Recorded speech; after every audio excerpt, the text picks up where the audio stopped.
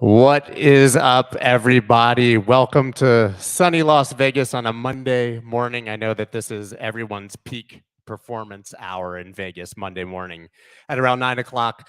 I'm Scott Melker. I'm hosting this stage for the next 4 days. And not only are we doing this live for you guys, but we are also live streaming this on YouTube for the next 4 days, 8 to 9 hours a day. So if I lose my voice by Thursday, I apologize in advance. We have an incredible slate for you guys of masterclasses, live fireside chats, which if you've ever watched my podcast, the Wolf of Wall Street's podcast, very similar to that, will be one-on-one conversations, and then a number of panels with industry-leading experts. We got everybody out to Vegas over the last 2 or 3 months. We just started planning this, and every guest here we sort of curated in the last 2 or 3 months, previous guests of the podcast, live streams, and sort of friends of the show. So it's really exciting for all of us to be here and be able to do this in person for you guys live, and then of course for our audience here. But we're going to go ahead and get started, obviously, because we got a bit of a late start. I'm really excited about this first presentation. Kristy-Leigh Minehan is an OG by any standard. She's been in Bitcoin and crypto basically since the inception and seen everything basically that the space has to offer. This presentation is entitled "The Flywheel: Understanding Cryptocurrency Cycles." I'm just going to give her the mic right now and let her explain to you what that means. Everybody, please, big round of applause for Kristy.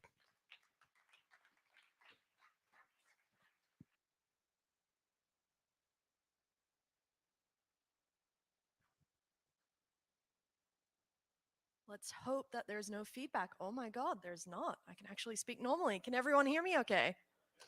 Fantastic. Could we get the slides up on the TV? Great. Appreciate the artwork for a moment. My team is phenomenal. So today we're going to be talking about cryptocurrency cycles. What does that mean? Well, as Scott said, I've been in this space for quite a long time, since 2010, and I have seen a lot of different market cycles. I've seen a lot of different cryptocurrencies fail. I've seen cryptocurrencies succeed. One of my biggest frustrations is that cryptocurrencies seem to keep making the same mistakes. NFT projects keep making the same mistakes.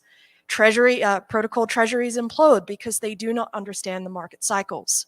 So I wanted to give a slightly non-technical talk today to walk you through what are the 3 major cycles you need to understand if you're working in this space, investing in this space, researching, just participating, so that you can become informed, you can understand how products make or break it, and what it takes to have a hypergrowth, successful project.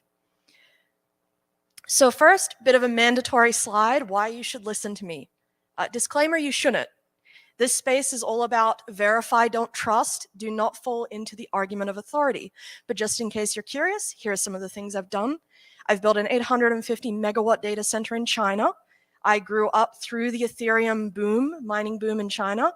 I came all the way here to America to build Core Scientific, which is now traded on the NASDAQ, one of the largest Bitcoin miners.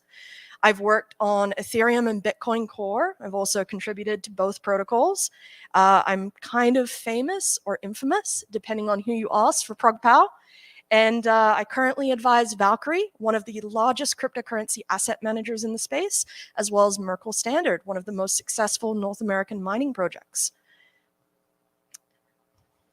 So the definition of insanity. As I mentioned, I have seen so many cryptocurrencies fall to the same market cycles, the same problems, simply because they do not understand, number 1, the economic theory of crypto, number 2, the product life cycle of a blockchain or an NFT project or any kind of disruptive innovation in general, and number 3, because they do not understand how to build their user base. So the first up is the market cycle. How many of you witnessed a protocol treasury implode this year? I see a few hands in the audience.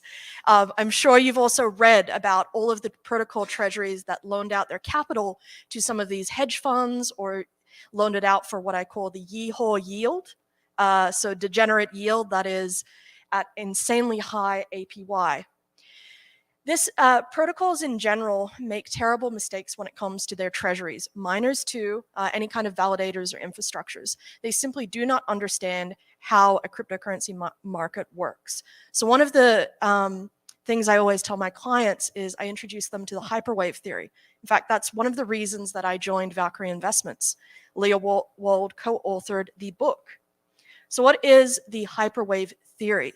Well, it's the theory that all markets, be they cryptocurrency, stocks, bonds, commodities, whatever, what have you, pass through this boom-bust pattern. And it's in 7 phases.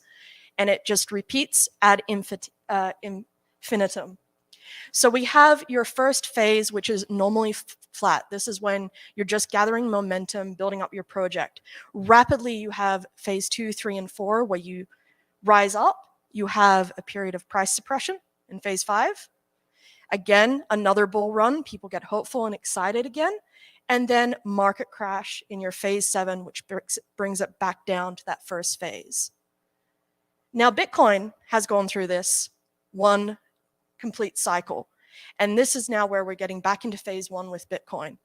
Price is low, miners are starting to struggle. A lot of them poorly manage their treasuries because they did not start acquiring cash or stable coins during that phase 4 or phase 6. And instead they thought, you know what, number will go up forever. Same with protocol treasuries. Out of the top 100 protocols, there's only 5 that have sufficient cash to continue operations. How many of you know of an NFT project that is now bankrupt? How many of you lost money in NFT projects because they didn't properly hedge their bets? Exactly. So understanding this market cycle when you're building a project, doesn't matter what it is incredibly important, and understanding what phase that you're in. Same with Ethereum. Ethereum's now going through its same hyperwave growth period, and it's now coming back down into phase 1.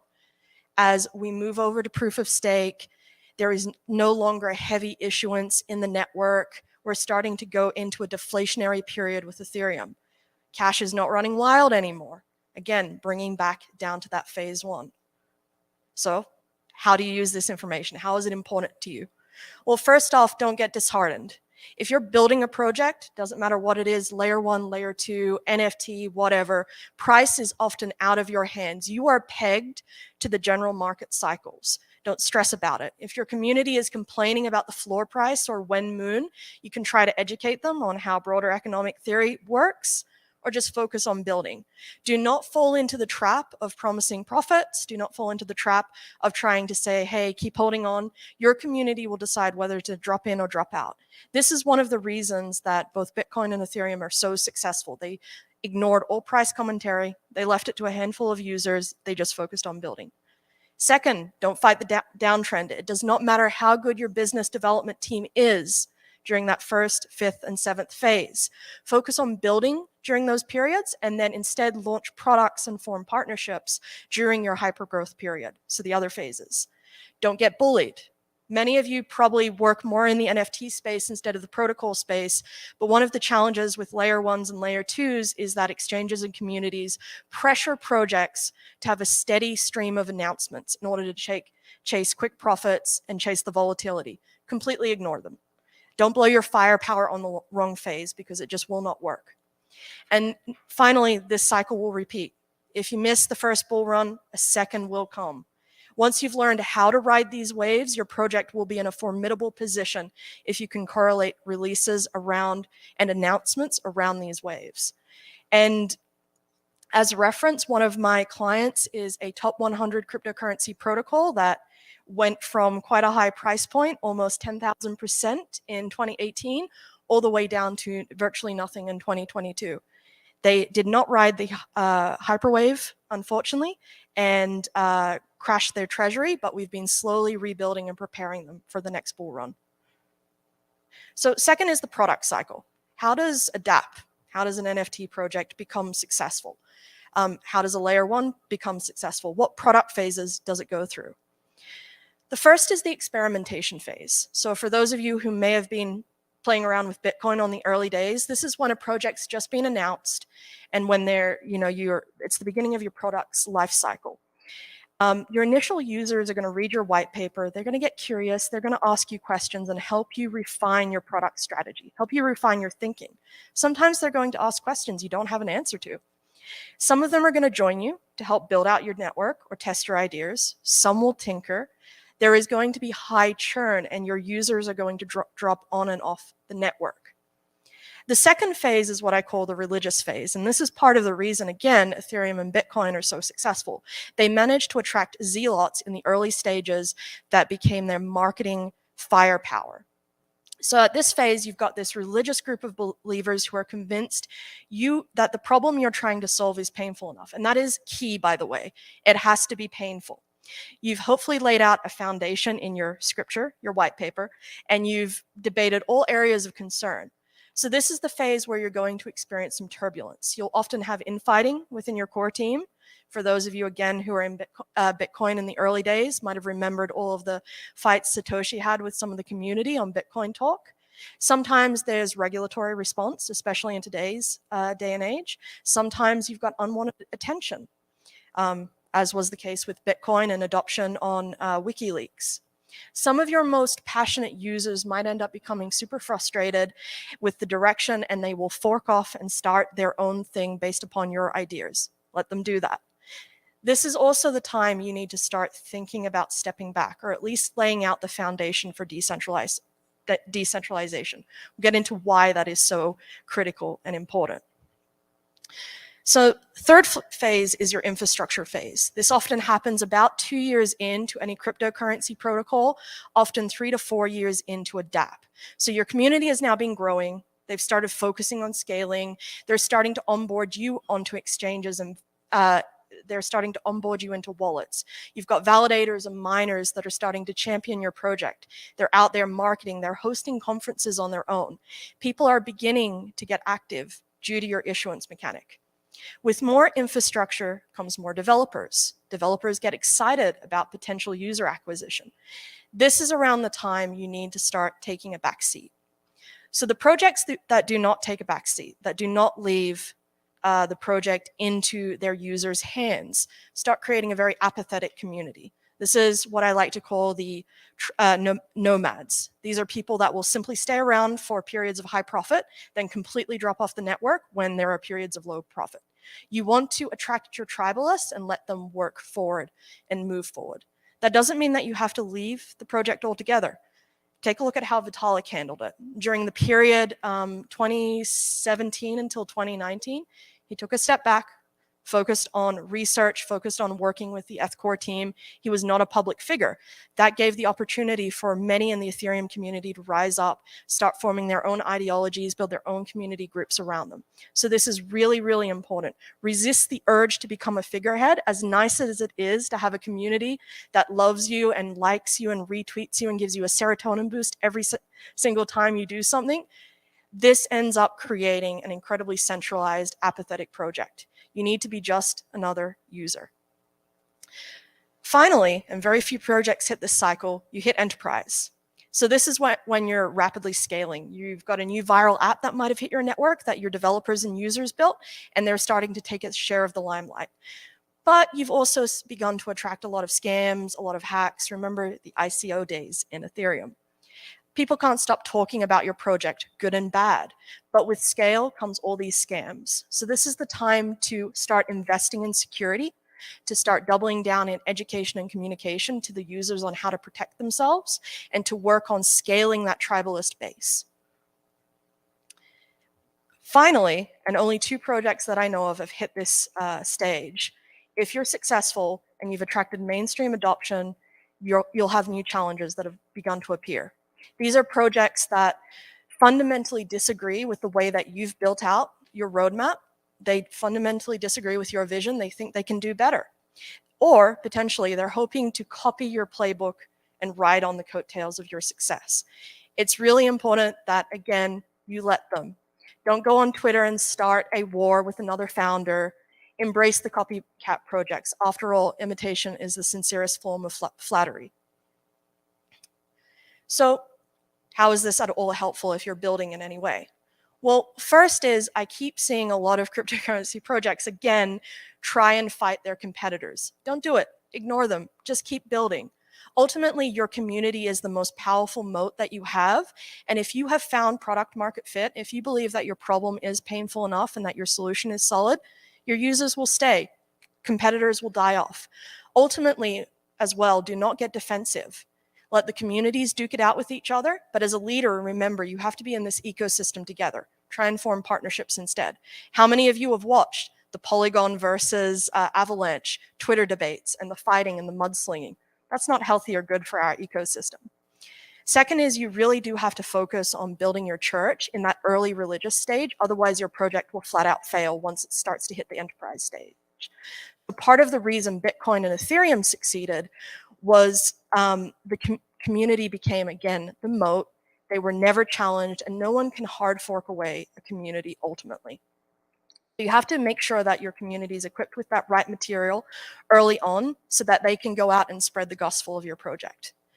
Thirdly, don't get green with envy. I can promise you every single project that has this big mainstream enterprise announcement, it's just a proof of concept wrapped up in a press release. How many of you lived through the 2008 enterprise days, 2017 enterprise days, where there were all these announcements with Consensus and Microsoft, or there were all these big mainstream projects? A lot of them did actually evolve into some product, but a lot of them also ultimately failed. How many of you remember healthcare on the blockchain? How many of you remember all sorts of other apps that kind of fizzled out early on? So don't get green with envy. Ignore your competitors. It's okay. Focus on generating that real value for your users. Savvy investors, especially nowadays, are starting to dig deep, do their due diligence. They talk to everyone in this space. They will quickly see through any kind of fake marketing or hype. Then finally, yes, a lot of this cycle will repeat. So Bitcoin doubled down into that infrastructure stage again in 2019 and 2020 after having already gone through it between the 2014 and 2016 stage in China. So some cryptocurrencies can go back through this product cycle until they find product market fit. As long as you don't lose your user base, as long as you don't lose your community, and you keep making sure that you build on your foundation, you'll be absolutely fine. So finally, the network cycle. How many of you are familiar with the network flywheel? One person? Oh, and Scott. So the business of blockchain, and this is where I find a lot of layer twos really fail, is how do you kickstart the economic flywheel, the network flywheel? How do you build a lasting protocol that continually brings in more revenue, the more users that join, and again, keeps expediting and expediting? How are these cryptocurrencies valued in the first place? How are layer twos valued in the first place? Well, too many projects in this space fail because they lack a sufficiently sound economic flywheel. So, oops, let me go back there. So as you can see, the network flywheel all begins with the vision and protocol. Again, let's walk through this whole example with Bitcoin. When Satoshi dropped the white paper, again, it laid out a phenomenal vision to fix a very painful problem in the early days, right after the 2008 financial crisis. Money should belong to the people, he said, not into the governments. Money should be transparent. We should all be able to have access to a ledger. So quite a lot of people who had been hurt by the 2008 economic crisis agreed with this vision. A lot of cryptographers were very excited about how all these pieces had been fit together. So again, vision and protocol began to create a community.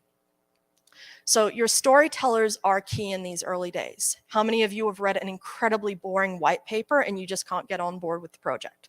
Quite a few, I'm sure. If you cannot set a spark of passion ablaze in your community members, won't succeed. So once you've successfully laid out a vision and a protocol, this starts attracting economic value into your project through investors, through pre-sales, through crowd sales, or potentially economic value in other ways. Maybe just in sponsoring developers, maybe just in marketing support. Once you've managed to attract all of that token value, you start coming into your platform functionality, which is infrastructure. So now you've started to attract miners or validators, and they're starting to lay out significant amounts of capital to support your network, lay it out, grow it. For those of you who are working on NFT projects, this may be instead people that are sweeping up the floor and buying your projects just in order to hoard them. They also double as your marketing team. Again, you want word of mouth marketing. You do not want to centralize your marketing. It does not work. It has failed and it will continue to fail. So these guys go and espouse the values of your protocol, and they often act like your champions. They're in charge of getting you listed on exchanges, on service providers, on wallets, on custodians. Once you've managed to have a really good base platform, your network is sufficiently secured by your community, then you start attracting developers who are now like, okay, this protocol is stable enough. I think I can build something lasting here and actually attract users. This is where you start to get useful applications and suddenly third-party developers. This is where you need to take a step back, focus on what you really want to do as a core team, whether it's focusing on the client, focusing on a specific part of the project. You do not want to centralize your entire product development and try to do everything at once. Again, a bunch of projects, and I should not name names because that would be mean, but around the 50 to 70 rank on coin market cap have centralized their entire development. They cannot grow their developer base, and this is a big reason why. Finally, if you've gotten all of those useful applications and they're starting to launch, starting to build, you're attracting end users, your network flywheel is complete. And this is the point where you've reached critical mass. Now you need to focus on documentation. Now you need to focus on your decentralization plan. How are you going to step back and leave your project into the user's hands? What are you going to do and what are your validators going to do? How are you going to carve up the ownership or the work of the protocol? So what do we do with all of this? First and foremost, you need 2020 vision. You need an incredibly strong vision for any project to succeed. And yes, even Dogecoin had a strong vision. It is enough to just make a meme coin that's heavily used on Reddit for the sake of just fun. Again, a vision is important. Second, make sure the work that you're paying for is worth it. Way too many projects overpay for economic security. Ethereum did this for a very long time. A lot of projects with ridiculous yield end up fizzling out or eventually getting rugged. If it is too good to be true, it probably is. You need to make sure that you're paying the bare minimum for economic security and letting value accrue in other areas of your project or your chain. If you don't do this, you'll end up attracting purely nomads, and they will eventually just leave your platform, and then they will halt your flywheel, and it will take a long time to kickstart it again. Third, miners and validators or marketers. I cannot hammer on this enough. Again, the reason why Ethereum is successful, the reason why Bitcoin is successful, there is no centralized marketing. It is the community, it is word of mouth. This is the reason why they've had mainstream adoption. Polygon and Avalanche are in very unique positions. Polygon has success because it is a layer 2 of Ethereum. And then Avalanche has quite a lot of success because it did build that early community foundation, even though it may not seem like it based on Twitter sometimes. Fourth, you can't build everything. Please do not centralize all of your product development in-house. Focus on your core competency. Leave the wallets to your community. Leave your products to your community, leave your dApps. Try to kickstart passion. Try to put out some product ideas, but ultimately you have to leave things to customers. Otherwise, you will just have decentralization theater. Investors will see through that. They will drop off the project. And then again, you will have something that is failed. So where are we going next in the ecosystem? We only have 2 minutes, so I'm going to tie quickly on here. With all this being said, which projects are going into this cycle, which are falling out of this cycle? So right now we're starting to get into generational 3 blockchain protocols. This is Sway, this is Aptos. These are projects that are trying to improve on what they perceive as inefficiencies in Ethereum. And they're trying to double down on Move, which is Facebook's smart contract language that they sold off along with DM. And that may work for a time, but ultimately Sway and Aptos are going to have big challenges of building up the kind of community and the kind of horsepower that Ethereum has and that Bitcoin has. That will be a challenge to do. On top of that, we're going to start getting some heavy regulatory firepower coming down, something that I'm quite concerned about, and all of you should be thinking about. How do you grow your project in the US without any kind of regulatory certainty?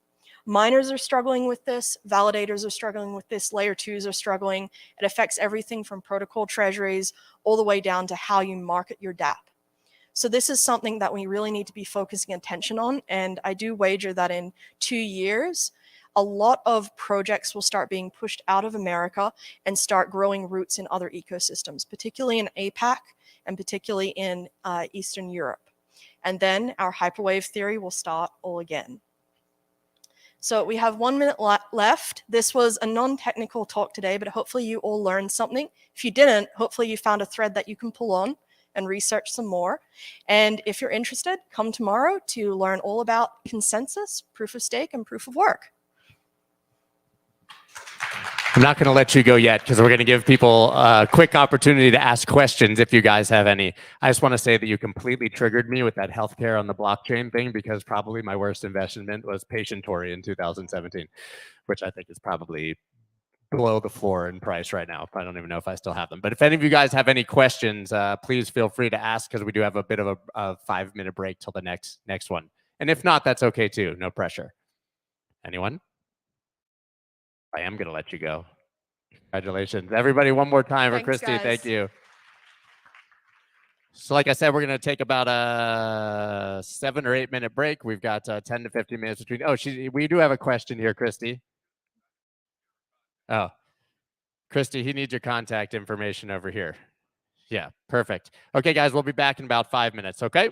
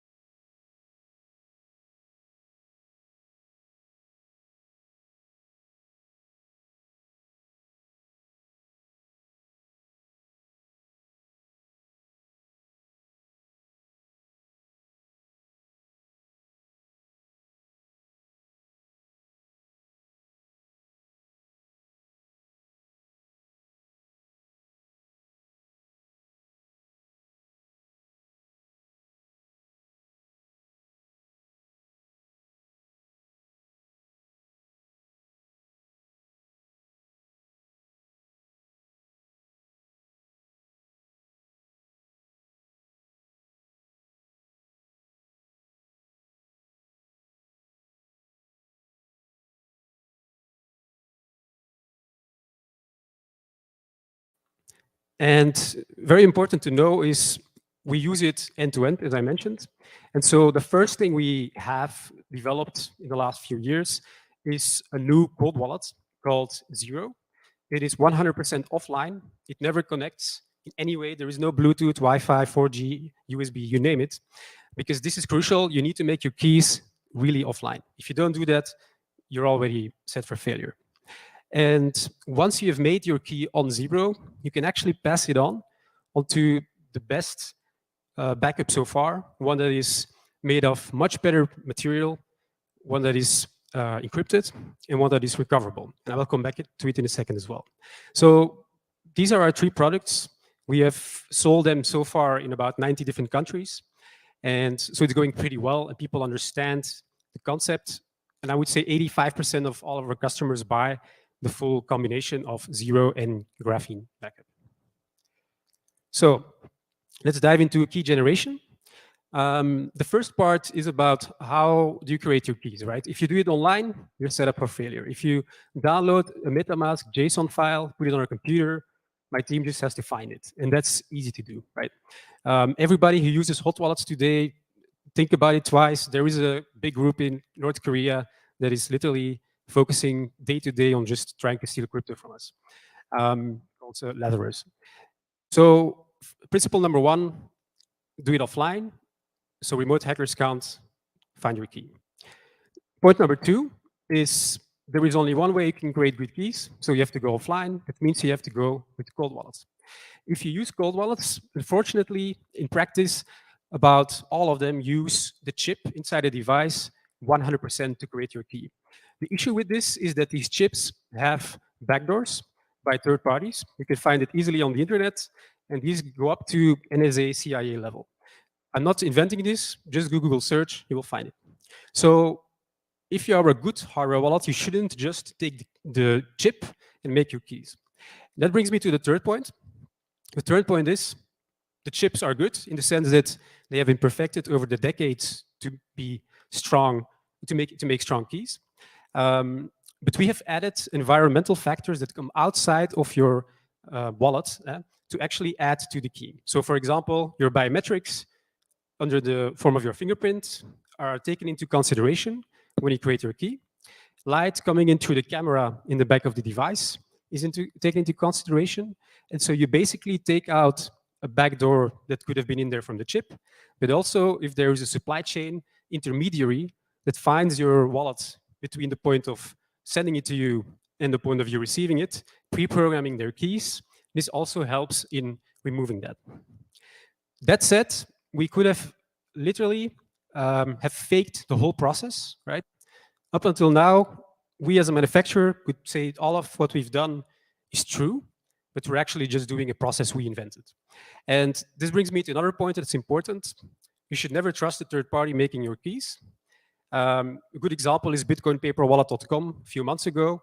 They actually were breached in the sense that everybody who had access to the backend had access to all the private keys. So hundreds of Bitcoins were stolen. But even if you think about your hardware wallet provider, they just give you your 24 words on the screen and they tell you, take it or leave it, right? So there is an inherent risk that they might have a database of all the keys they ever made.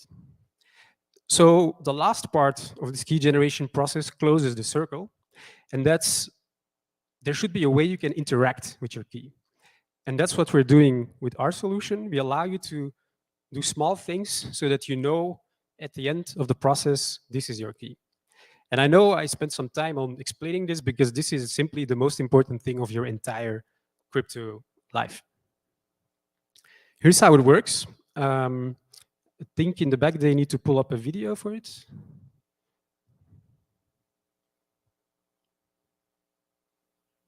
So I'm going to show you how our device creates your perfect key, right? So you see on the left Mnemonic Wallet, on the right Engrave Wallet. You ask for it to create a new wallet, and you'll see that it will use your biometrics, so your fingerprint, the light coming through the sensor, to be part of your key.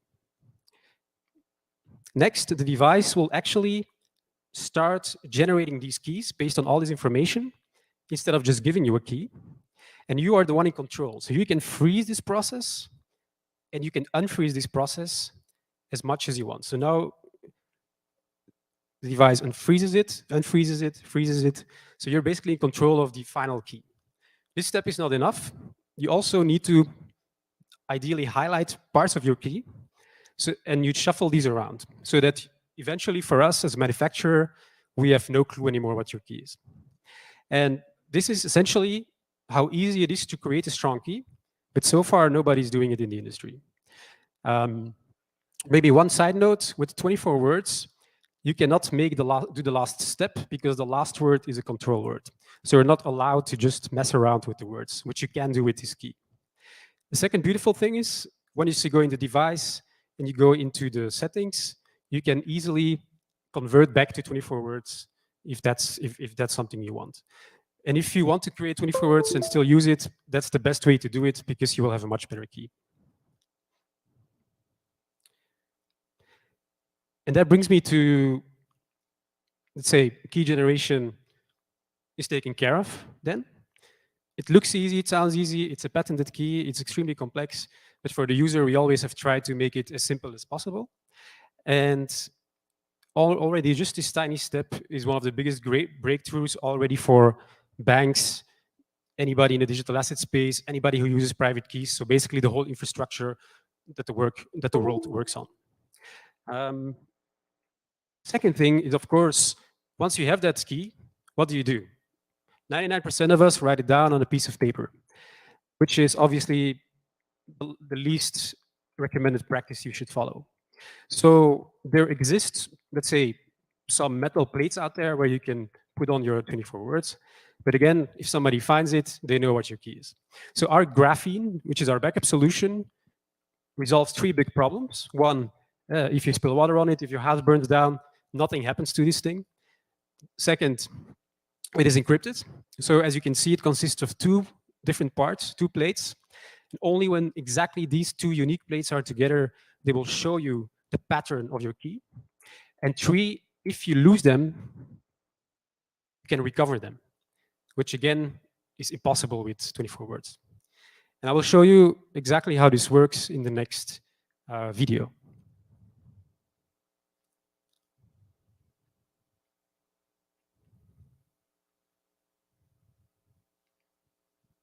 And I have the products with me if you want to see them after the presentation.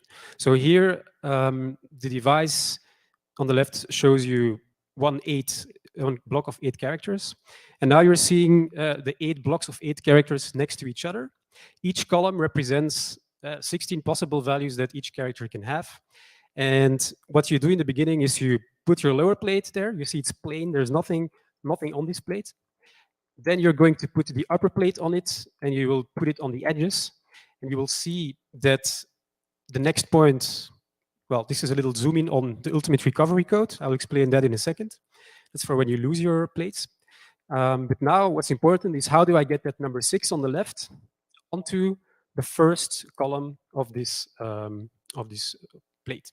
So you see it's always scrambled. It's not 0 to 982F. Every upper plate is unique. These are the 16 values per character. You just take one of our pens, you tap it softly, and it will make a hole in the lower plate. And so you can easily see that this first part of your pattern shows you exactly what your first character is. The idea is that you do this for every one of these. Once you go to the next block of 8, you swipe on the device, you do it again. And finally, you will actually see a full pattern of your key, with again, the upper plate being unique. And if you would take the upper plate away, you will see the lower plate is simply a plate with 64 random holes in it. And so the beauty here is if you put these in a separate location and I find one of these, there's nothing I can do with it. There is not a single bit of information, unlike with words, right? So this is something you can only do with the perfect key. So it is one of these powers that the perfect key actually brings to the table. With 24 words, this is impossible. Then, as you saw, on the bottom of the upper plate, there is a unique recovery code. This unique recovery code is something you ideally see and also back up somewhere. And When you lose your upper plate, you just send us a message. You say, this is the code. Please send me back the upper plate. And that's something we can do at that point. A bit out of scope of this presentation is the fact that we actually can go well beyond this. So we can also do recovery towards your children if you pass away. And we also have very advanced solutions that entail examples like Shamir secret sharing, for those who know that, key shares, and so on. I will not go into detail, that's a bit too far. But you can imagine that if you go all the way and you do all of this, you will have a hard time losing your keys, which is the point. So yeah, this is an example of the people we work with on a daily basis who have joined our team because we have simply the best hardware today in the market. If you talk about security certifications, there's 7 levels of security in the world. Apple Pay, credit cards, let's say the market-leading hardware wallet today have 5. And these are all based on off-the-shelf chips. Sorry, we have EL7. So we're the only financial product in the world that on the device, the Zero, as you saw, actually have achieved the highest level of security that can be reached. And we're the only ones. This is also, the perfect key is also one of the reasons why this person joined. So Jean-Jacques Quisquater, he was writing blockchain papers in the 80s, first blockchain application working in 96. And he was eventually also quoted in the Satoshi white paper. And he's one of the most renowned people when it comes to hardware security. So he's joined our team as obviously, first and foremost, that's what we do, hardware. So to wrap up, the power of the perfect key. First of all, it's fully functioning as a master seed, so it will create all of your accounts coming out of it, just like 24 words or the 256-bit. It is compatible, so you can go back and forth. You can create your 24 words on the device. You can import them on the device from another wallet if you want to. And more importantly, you can create the perfect key and convert in the wallet itself. Backdoors are removed, right? So if you have, well, this is the whole point of making sure you have a key that nobody knows. Your key is truly yours. Same thing. In the end, you make sure that with that interaction and in a fully offline setting, nobody else has ever seen that key. You have the encrypted backup, which is only possible because of this format. If you lose your backup, it's recoverable. So never lose your keys again. The better estate planning, bit out of scope of this session. And if you add it all up, it's pure end-to-end security. Thank you. If you have any questions, now is the time. If you want to check out the merch, so the graphene plates, the Zero, the box where it comes in, I have it with me. Then you have a tangible idea of what it actually looks like. And as I mentioned, these things are live and out. We have sales in about 90 countries today with these. Yeah, I'm not controlling the... Can you guys bring the slide back up? This has also all been recorded, and you can go back and look at it on the live stream if you guys need access to it. So you can revisit. Does anybody have any questions for Ruben? The Zero on its own is $398. The graphene $148. If you put it all together, it's $498. So it's basically priceless security for your crypto. That's how you have to see it. Yep.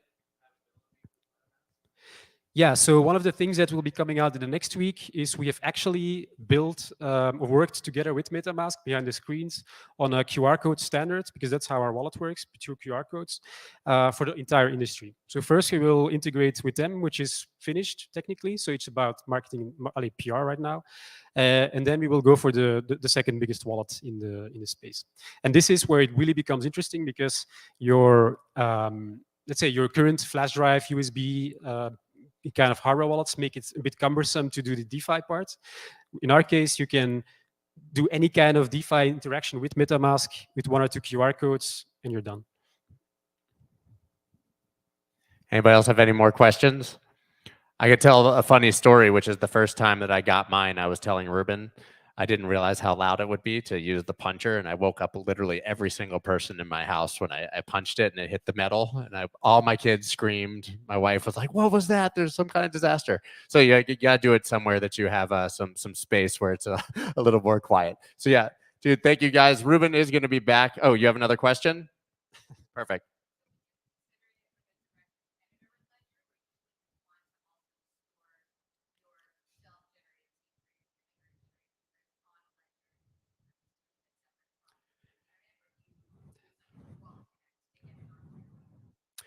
Well, you create your keys offline on the Zero, and then you can interact. You can use MetaMask or Wallet Connect or whatever it is as an interface, right? But you will always sign your transactions offline, and there will never be any of your crypto there to be stolen because the keys are also offline. In terms of competition, I mean, I think if you look at the world, it's a very big market. There aren't a lot of players right now because building something like this is really nerve-wracking, right? So I think from our perspective, it's more like we're all building towards the same goal, protecting as many people in the crypto space as possible. And we all have our own, let's say, approach to it. And it depends a bit on what you as a user like. I would say that in our case, it's truly end-to-end, right? So you also see that everything has been thought through very meticulously. If you think about backups today, it's paper. There isn't really anything that shines out there. So obviously we made a big innovation there as well. So I would very much encourage to check out the website, have a look, let it soak in, and just make you like it should inspire you to think a bit more about how can you actually have your crypto secure, especially if you have a lot. Yeah. I replaced my ledger with it. Anecdotally, I can tell you that it's a far superior product. Anybody else have any more questions for Ruben? Well, thank you very much. Oh, do we have another one? Oh. It's called NGRAVE 0. NGRAVE. Yeah, and 0 is the name of the cold wallet. By the way, also for you, later this week, I think on Thursday, we have a fireside chat, and that will be about why your hardware wallet is not as cold as you think. That's the title of the session. So if you're interested, that's probably a good place to come to. Yeah, Ruben will be back. One more question. Sorry? Me? I'm from Belgium, but I speak German if you want, yeah. The entire fireside chat's going to be in German on Thursday. I'm going to learn it tomorrow. It's right here, yeah. I mean, these things are live. People are using them every day. So, yeah, I just brought one so you can actually see it for yourself. So feel free to come and chat with me if you want.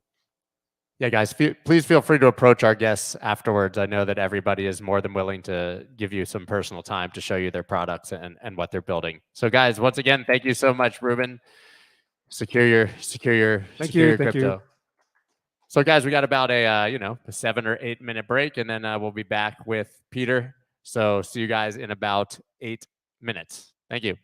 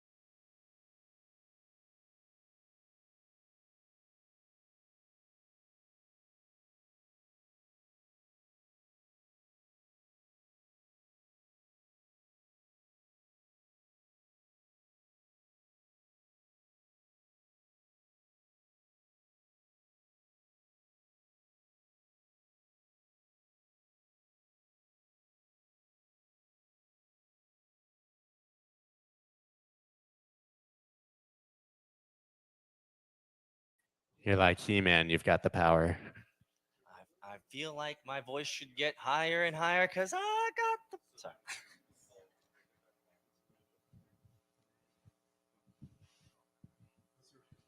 We'll let them finish doing business.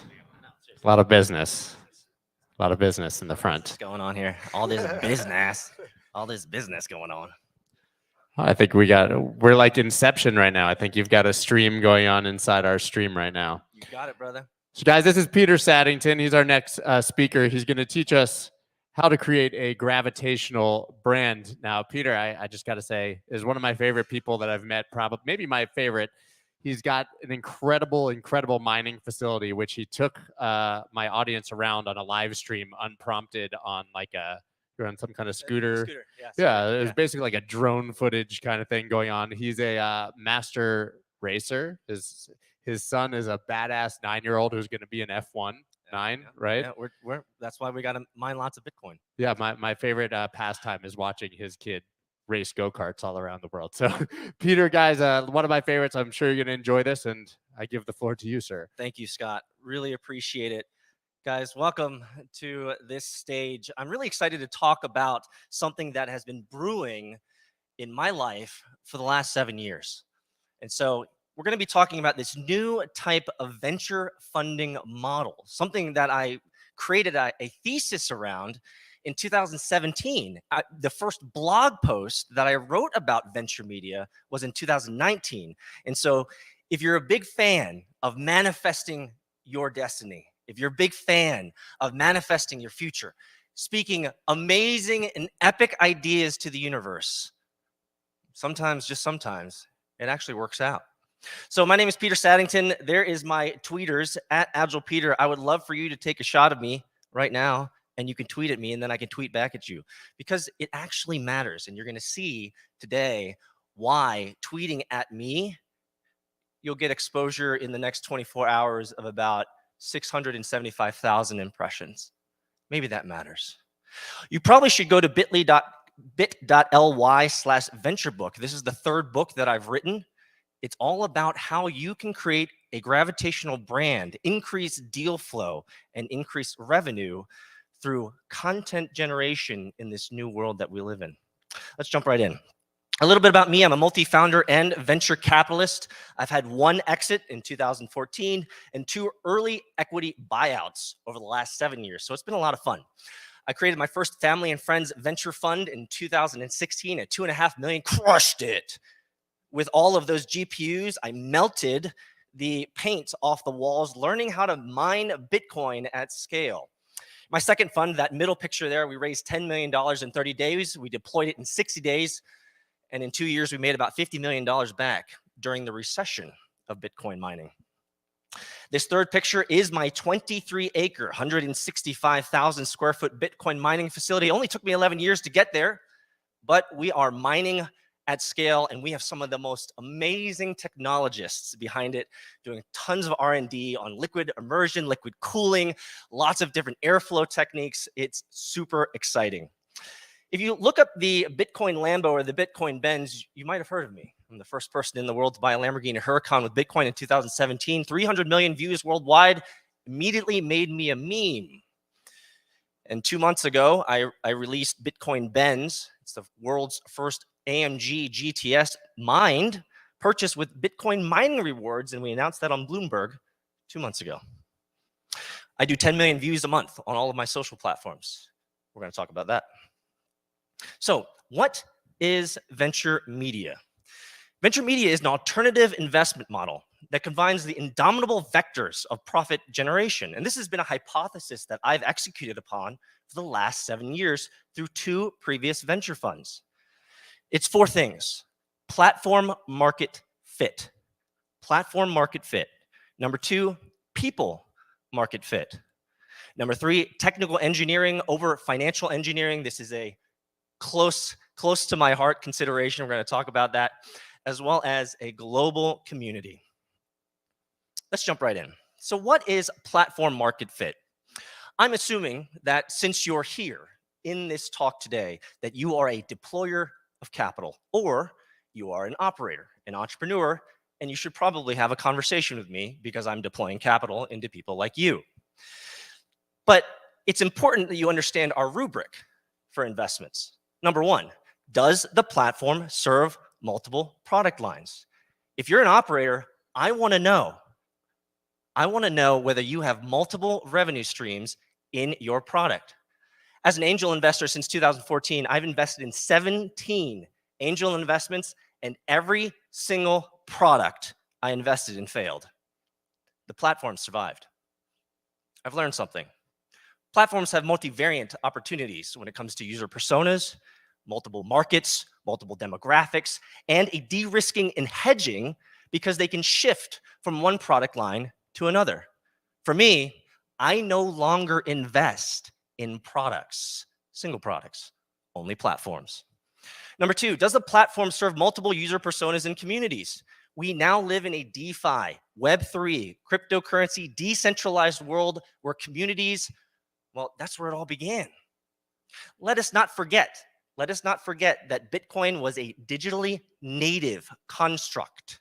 It came from the interwebs of cats and prawn, and it was grown by communities.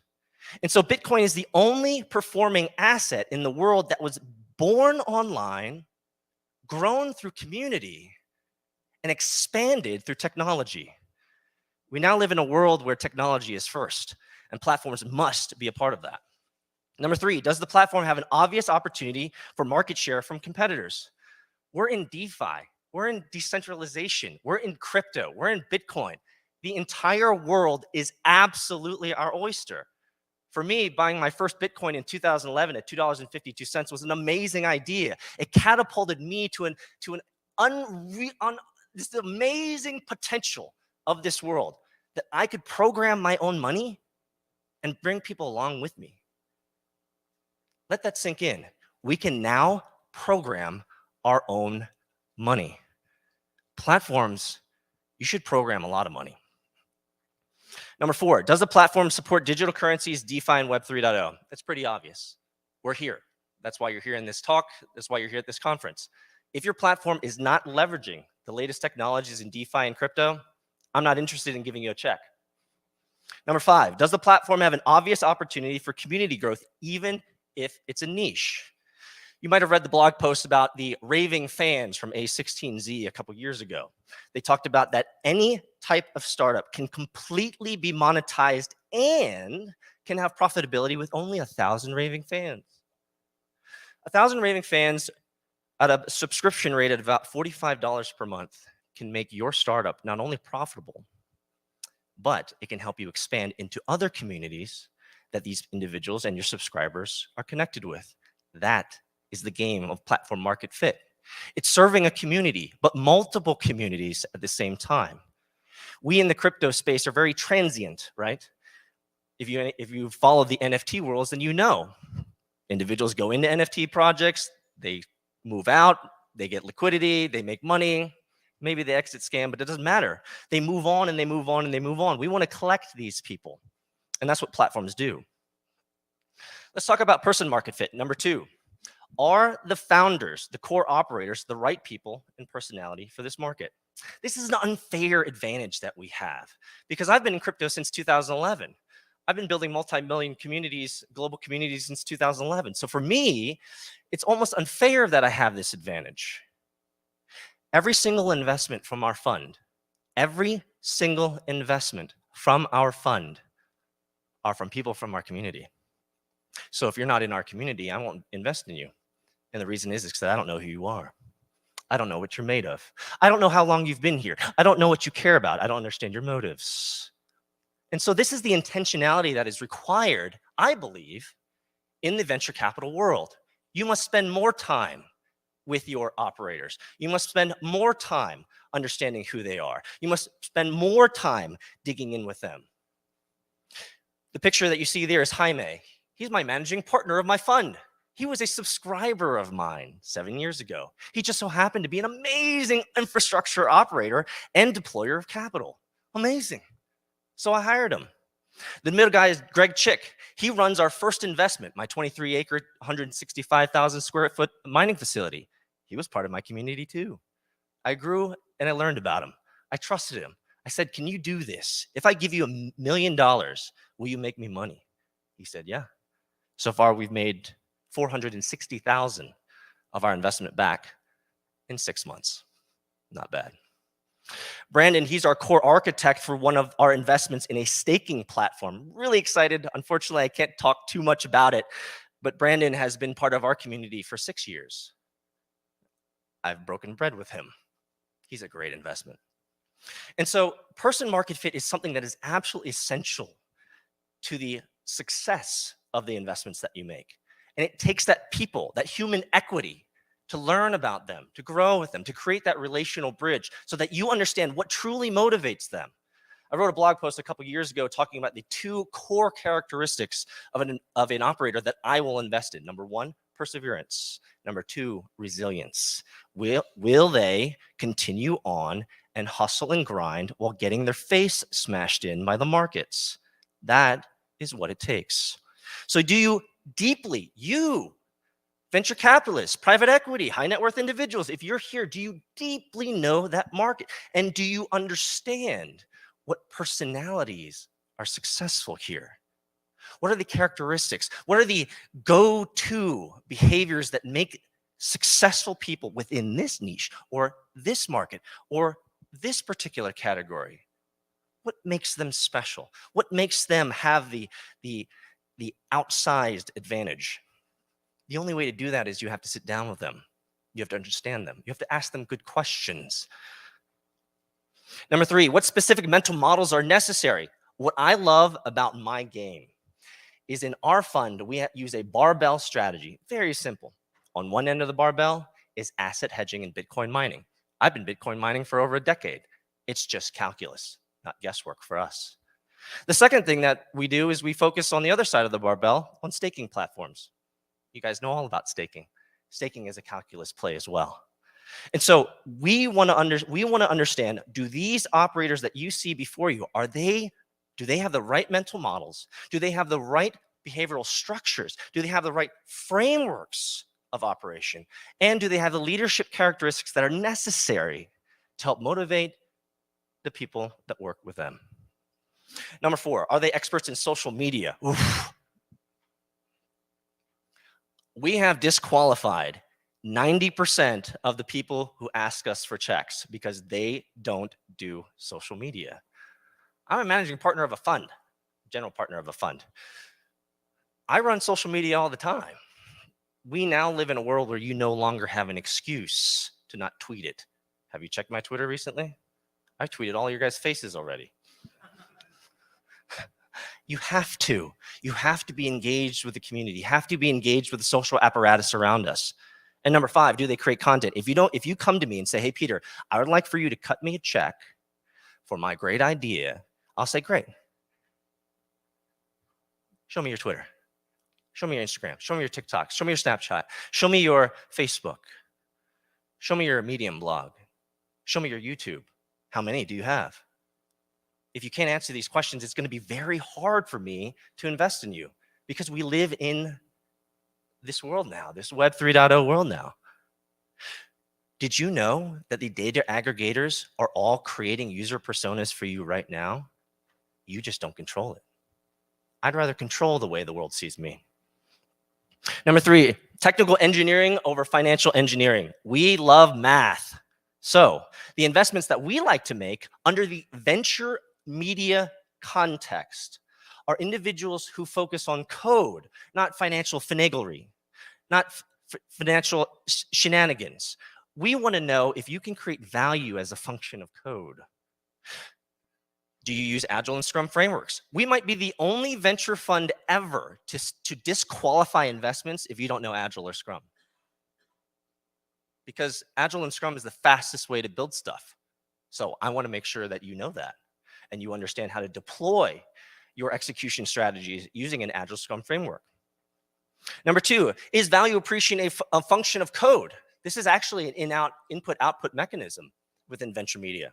Because now we live in a data world where actually the most value that you can have as a company is not necessarily the product you create, but actually the user data that you have. And so Can we export that user data? Can we deploy that user data? Can we monetize that user data? And only data-driven feature decisions are the things that we care about. Edwards Deming, a famous systems thinker, said this. He said, "In God we trust, everyone else bring data." That's a cultural nuance of our company. If you don't have data, we're not going to invest. Do you have existing traction? You just need customers. This is essentially crucial. It's so crucial.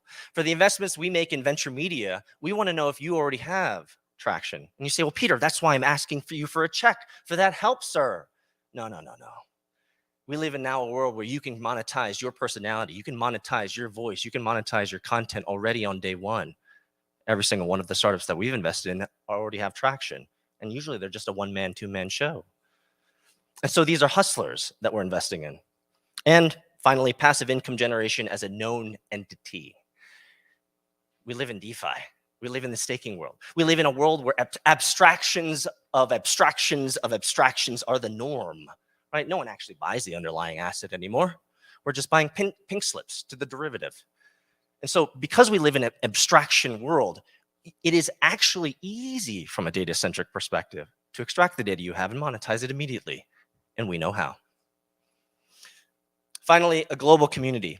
Man, oh man, this is the juju. This is the juju. I get excited about this stuff. Some of you guys are like, what? This is the juju. You know what's great? What's great is being able to cut an operator a $150,000 check. Feels good. I love being at the table to be able to shake that hand and say, sir, ma'am, let's fucking crush it. But you know what's better than a $250 check? Giving them 2 million people from my community. The last startup that we invested, we gave them a $150,000 check. We gave them our 2 million person community. In 10 days, they had 250 new Jira tickets telling them exactly how to improve their product. In 60 days, they had 5,500 new customers.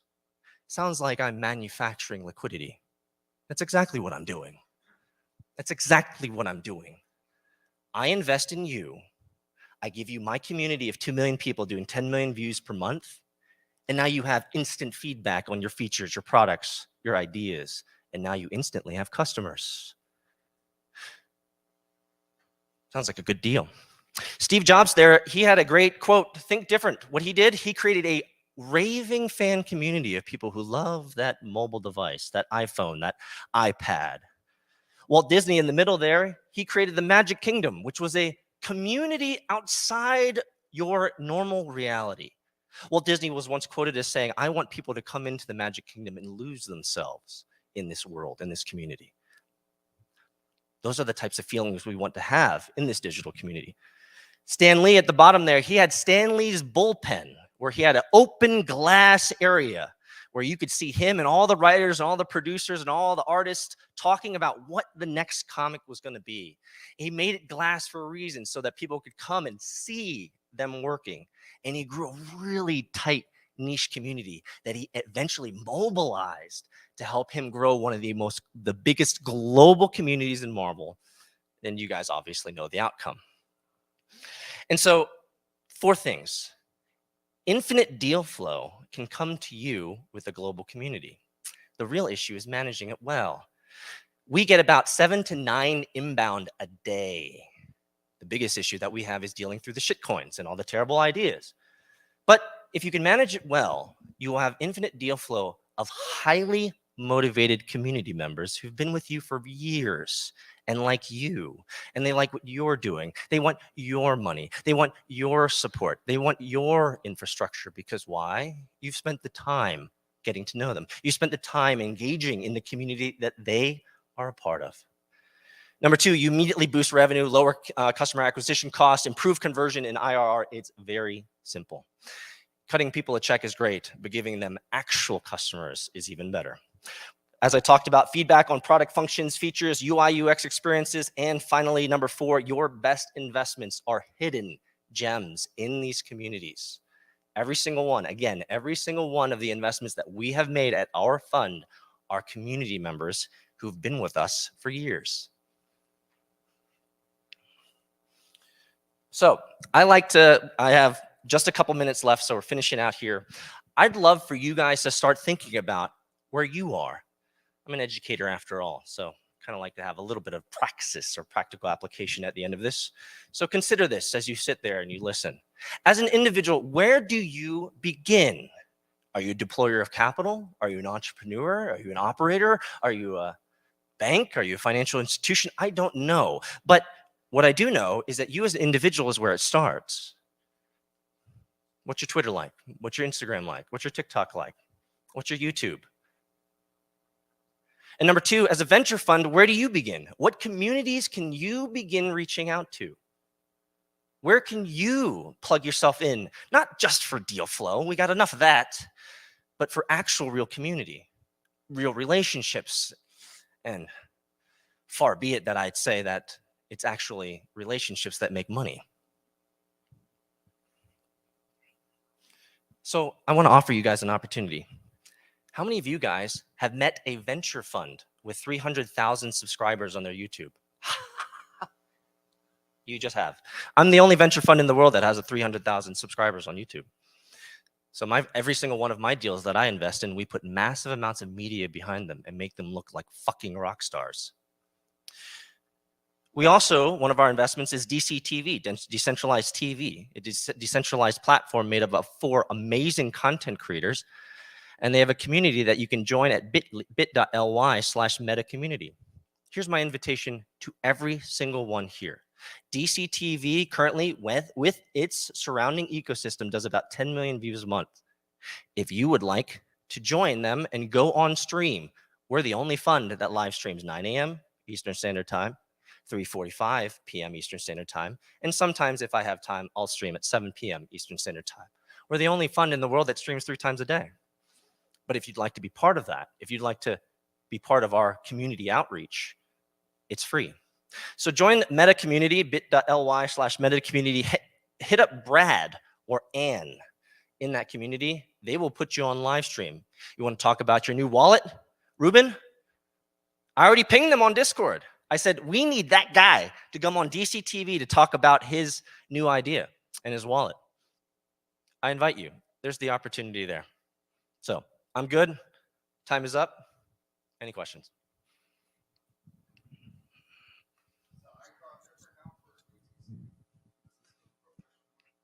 What's that? That's not it. It's that, look for that logo, DCTV. Yes, question. Nope. As far as right now, NFT communities and innovating, what are things that you're looking for in NFT projects right now beyond? That's a great question. Actually, one of our investments in our portfolio is an NFT platform on Binance. Really exciting. The reason I'm super excited about that is, number one, Binance doesn't have an actual NFT marketplace. OpenSea is far too slow. And so your question, back to your question. What am I looking for in NFTs? Security and digital identity. That's where I think it's going next. So I'm currently in talks with one operator who's looking at leveraging a non-fungible ID and token string for password protection. I don't quite understand it fully. However, what I do understand is that if we can NFTize passwords, then truly, we can be the only one that truly owns it. And so I think there's a problem to be solved there. And that's where I think NFTs will eventually evolve or mature into. Right now, I'm not convinced that NFTs are that are actually just hosted on Amazon Cloud or Google Cloud are actual value. Is that fair?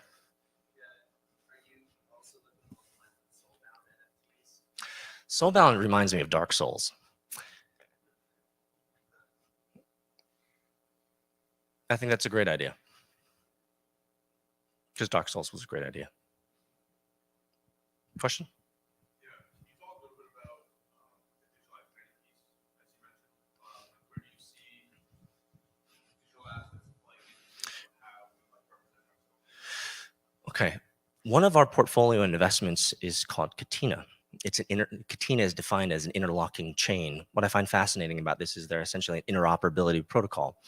But what's so fascinating is that their business model here at Katina is what they want to do is make everything that you create an NFT. I think that's a worthy idea. Consider the opportunity. If you create any type of content and it is auto-magically created into an NFT, then you could technically monetize that content in any way.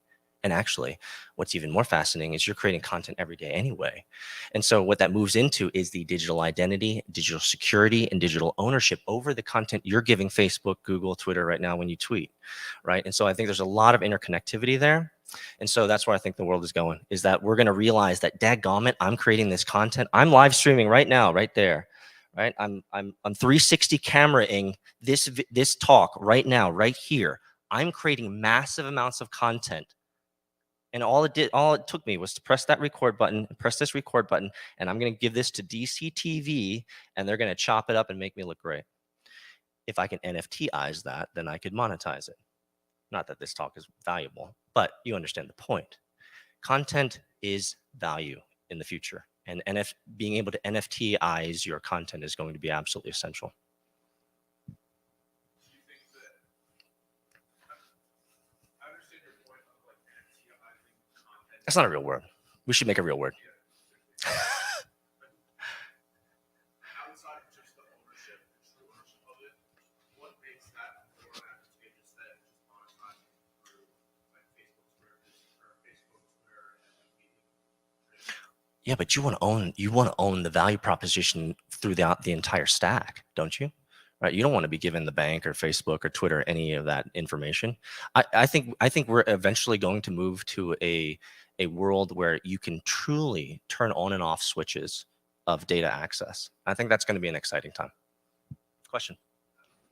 Creating content's one thing, but in terms of getting it out there, like how would you prioritize the various platforms? Like I'm good at certain platforms, I suck at others. Discord, Telegram, I mean, it's almost overwhelming. It is overwhelming. You should pick one or two that you're exceptionally good at, and then find partners in crime that can help you scale over to others. And so we do this. It's not hard.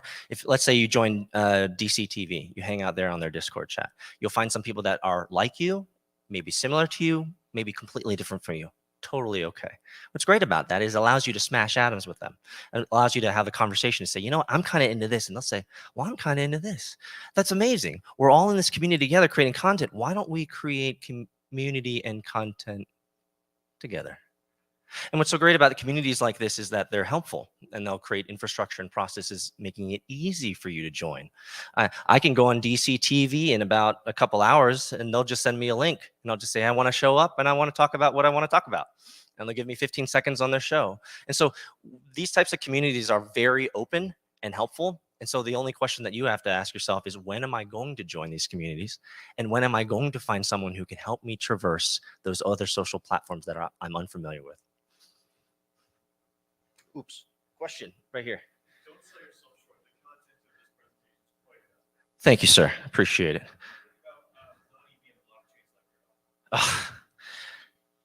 Did that come out? So I'm going to sound very Bitcoin maxi here. So I only mine Bitcoin because I know how to make a lot of money on Bitcoin. I understand the economics exceptionally well. In the staking world and non-EVM staking platforms like Cardano, I am incredulous about so if we take mining gold, for example, there are three particular facets to mining gold effectively, right? There is the machinery, there is the investment cost, and the time cost to do so. And so these are known entities. These are known knowns that we have in this equation, in this problem. With anything that is like a staking mechanism, I failed to see the energy cost. I failed to see the natural intrinsic incentive of work being done for the value extracted. If I'm going to mine Bitcoin, that means I'm going to buy a $10,000 miner. That's my investment. That's my motivation. I got to get payback now. I can fork a coin in 24 hours and make it a staking coin. Was there effort involved in that? And so I'm struggling right now to be able to find the right balance between staking platforms that are actually creating value and staking platforms that are just creating APY.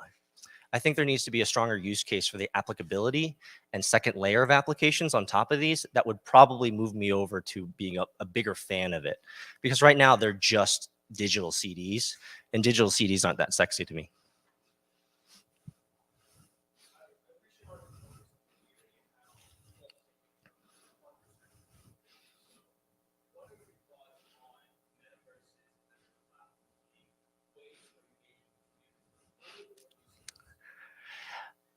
How many of you guys played like World of Warcraft? Any guys play like Call of Duty? Any of you guys play like these? Do you ever guys hang out in a lobby? That's what the metaverse is. It's just a fucking lobby. But oh wait, we have digital avatars now. That's right. So we have not invested in any metaverse projects lately or recently, and the reason is because I cannot find the stickiness or value proposition in a Call of Duty lobby that has avatars attached to it yet. I'm willing to be convinced. So if anyone has a great idea on how they're deploying and executing against a very unique metaverse strategy, I'm all ears. Any other questions? Yes, sir.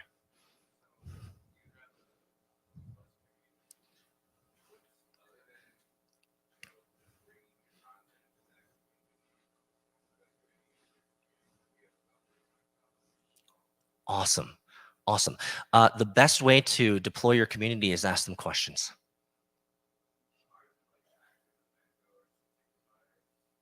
Are they creating content for you? You don't get engaged? You can't say that out loud, bro. Email sucks. Did you notice I didn't say email at all? If you have that large of a community, man, I would be making so many amazing call to actions with them. And I'd say, hey, who's out in Boston? Who's out in LA? Who's out in Atlanta? Who's out in Miami? Raise your hand.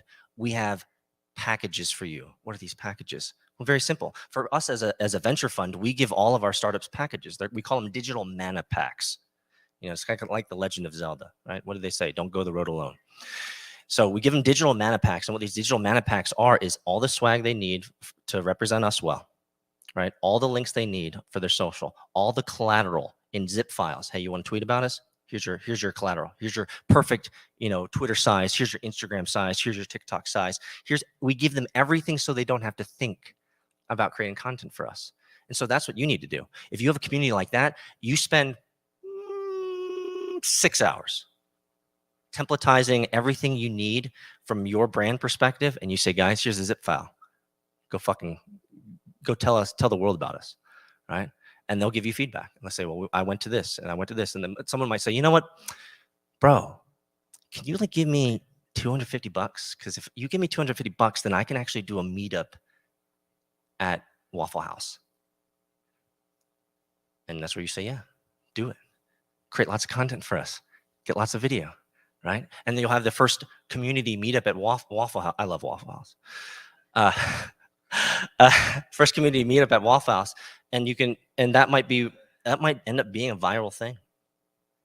You're not leveraging your community. You need to. Any other questions? All right, final one. Final boss.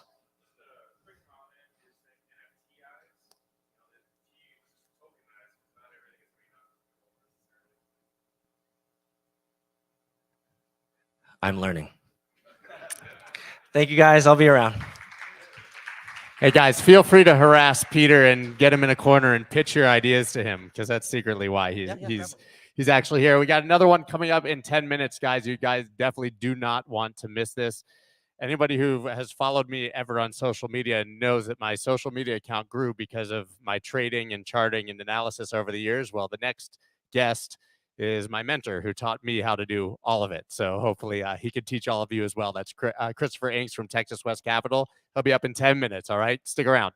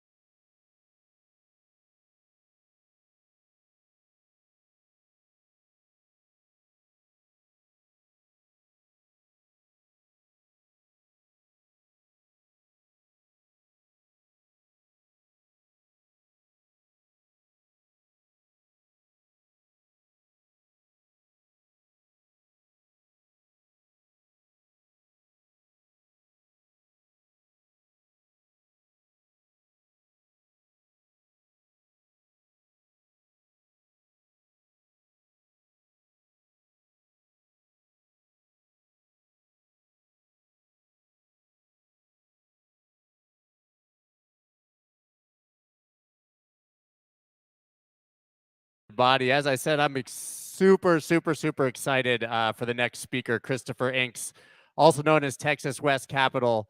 I kid you not, he taught me almost everything I know about trading, charting, analyzing markets, and mostly about not being a complete spaz when I'm trading and actually keeping my emotions under control. Really his specialty. For anyone who's interested in trading or discovering new ways to analyze markets, Christopher is absolutely your guy. I'm going to go ahead and bring him up right now. He's going to be offering you guys a masterclass in socioeconomic theory of finance, which is a different way to look at and analyze markets. And what's crazy, we've known each other, we've been friends, we've done business together for 5 years. This is the first time that we've actually met in person today, which is one of those crazy things with the internet and COVID and all of the plans that we've had in the past. We never made it happen, but here we are. The floor is yours, sir. All right, I appreciate it. Thanks, Scott. All right, so, you know, when we go to trade or when we go to invest, we're looking to buy the lows. Now, whether that's some ultimate low of like 4 years or whether that's the low of this week, you know, depending on your time frame, you know, that's what you're trying to do, right? You're trying to buy those lows, trying to sell them highs. The problem is most of the time we get this wrong. And we get it wrong because, well, you know, we're led to believe by the experts out there that things move a certain way. We're led to believe that economic indicators are going to tell you what's going on. They don't. At least not at the beginning, right? It's something that plays out over time. And so when we look at that, you know, most market participants now, especially if they're, you know, the big money managers and whatnot, they look at things through like the efficient market hypothesis or random walk. Random walk basically says that stock price is just going to do whatever they're going to do. And regardless of that, you know, because of that, you can't figure it out. You know, there's no use trying to forecast it. Efficient market hypothesis says, okay, well, people that go in there to buy, whether it's trading, you know, trading or investing, even if they're, you know, investing in companies, they take in all that information they have out there and they kind of just, you know, put it all together and they make really rational decisions, which again, they don't. We're not rational creatures. We're human beings. We're emotional. And that shows up through the markets. And so that's why when we get toward the top of a trend, the market gets into that big hurting thing, right? And everybody says it's got to go up. Everybody says can't possibly go down, right? This is the time usually when retail steps in. They can't hold back any longer. They've held back. They've watched price going up and up and up. And it gets to that point that they just can't hold out anymore, so they buy in. What usually happens after that? Goes down, right? And so then you see this, and this happens over and over again. Or, you know, price will come down, and people will be too scared to get in, right? So you'll go through there, and you'll say, okay, I'm just waiting. I'm waiting. It's going to be this level is what I'm looking at. And it gets to that level, and you get there, and everybody else that you see everywhere, because y'all are on Twitter or Facebook or, well, heaven forbid, whatever all these social media sites are, right? And that's what everybody does, right? And you get it and you go, man, you know, when I made my plan, that looked good, but now I'm here and everybody's kind of like, nah, so I'm going to listen to them. And then it goes up, right? And it goes up. And the problem is the further it goes up from the bottom, the more you sit there and become more confused. And if you're confused, you don't buy. So price goes up and up and up. And finally, most people buy when it breaks out of that horizontal resistance level. So I assume most of y'all are into crypto. So we're going to use that as an example. 2017, right? We had the top up there. And it's funny because Scott was with me back then. And I remember actually discussing back and forth. And we made some great trades during that time. I remember we were arbitraging XVG back and forth between the now defunct Cryptopia exchange and Binance and a few others. It's because the price discrepancies were so huge, making a ton of money. And I remember it got to around probably December 15th or so, just a few days before the top. And I saw somebody, to this day, I can't remember who it was, but I saw someone on social media said, oh man, Bitcoin's going up to $82,000 in February. And we were at, you know, right there around 19. And I told Scott, I said, man, I'll give it an extra $1,000 maybe on a pump. I said, but I think this is probably it here. Sure enough, 2 days later, we came down, right? And then, of course, after a few weeks later, alts ended up falling. They topped out there. Beginning of January, came on down. And so, it does this. And of course, it takes the market by surprise. Now, we were smart. We got out. We expected it, right? Same thing happens again then in 2018, right? So as we went through, now the good thing about what I'm telling you here is pretty much all of this stuff is public. I've got trading view charts. I've got my Twitter, live streams that I've done on YouTube. So, if y'all ever need to verify any of this, it's all out there. But the thing is, we got down to that drop after the 2017 swing high there, and it kind of hit that area we were looking at, that 5,800 kind of area. I think I was within about $200 of that target. And it went sideways. And so I came out, and I got a little bit of attention at the time because I threw out a Wyckoff chart that said, okay, it's possible this may be the bottom here, but we're going to have to watch. You need follow through. Now, here's the other thing. Most traders get in there, and they think in terms of guarantees and, what's that word I'm looking for? Always seems to escape me when I'm trying to talk. But we're looking for guarantees, and we're looking for definitives and things like that. The problem is, there is none of that. You are either more correct or less correct. And so if you trade accordingly, you're going to find a lot more success. It's when you start looking for those extremes that you really kind of find that you end up way behind the 8 ball, okay? Now, we ended up getting a drop, and we got that drop down to about 3,100 or 3,200. And at that point, I said, okay, yep, this looks like the bottom. We're good. Went up. Everybody said, okay, 4,000, 6,000. As it continued rising, it's going to be definite time. Everybody was still thinking it had to go down lower. Everybody was still convinced Bitcoin had to go. I think I even saw something like 13 cents as targets. And I said, okay, it's possible, but I believe we're done here and we're going to do this. And so it did. And so we've continued to do that. We call that June 2019 top there. We were with my members that are with my company. We kind of worked through that whole, if you guys were in that March drop, that BitMEX liquidation engine drop, and you saw that thing kind of die pretty quick, right? And so we dropped out at about 4,600. I said, okay, it looks like we're good to go. We'll head up. We did all this, but it's not because I know, something more spectacular with my IQ than anybody else. It's just that I've done this long enough. I've done this since 1995. And the first 4 years, by the way, I did just like everybody else, lost a ton of money. So, but moving from there and really kind of becoming a student of the markets and figure out, hey, listen, this is what you have to do to be successful. It kind of put together this whole way of looking at the markets. And it was only until a few years back that I actually saw that there was a name for it. And that was the socioeconomic theory, and more specifically, socioeconomic theory of finance. Now, that's a book that was put out by Robert Prechter. If you guys don't know who he is, he's the Elliott Wave guy. He has Elliott Wave International, which is where you can become certified as a technician. See, and I say Elliott Wave, and people then go, oh, no, that's so subjective and whatnot. But the thing is, it's like anything else. You have to learn it correctly. You have to apply it correctly. You have to, practice it at all times. And why is that important? Because what Elliott Wave does is it actually proves to you, it shows you that people work in ways that you can understand. It's not random. People are going to do certain things. And so all this comes from the idea of herding, okay? And so I say herding, and you say, okay, well, so everybody's going to herd, then everybody should be doing the same thing at the same time, right? Well, then why does the top drop when I buy in at the top? Why does the price go up when I don't buy at the bottom? Because herding happens in groups. So if you're a retail investor, if you're a novice, if you're somebody brand new, you're generally going to be pretty fearful in the markets. And so your herding behavior is different than somebody who, say, is more advanced and says, okay, well, I'm not going to buy at this particular top. I'm going to buy on that pullback. And you wait for your pullback and you do it. But nonetheless, it all comes down, it all gets to that same point where everybody's herding around the same points. So one of the other things we talk about in trading is that everybody refers to the smart money.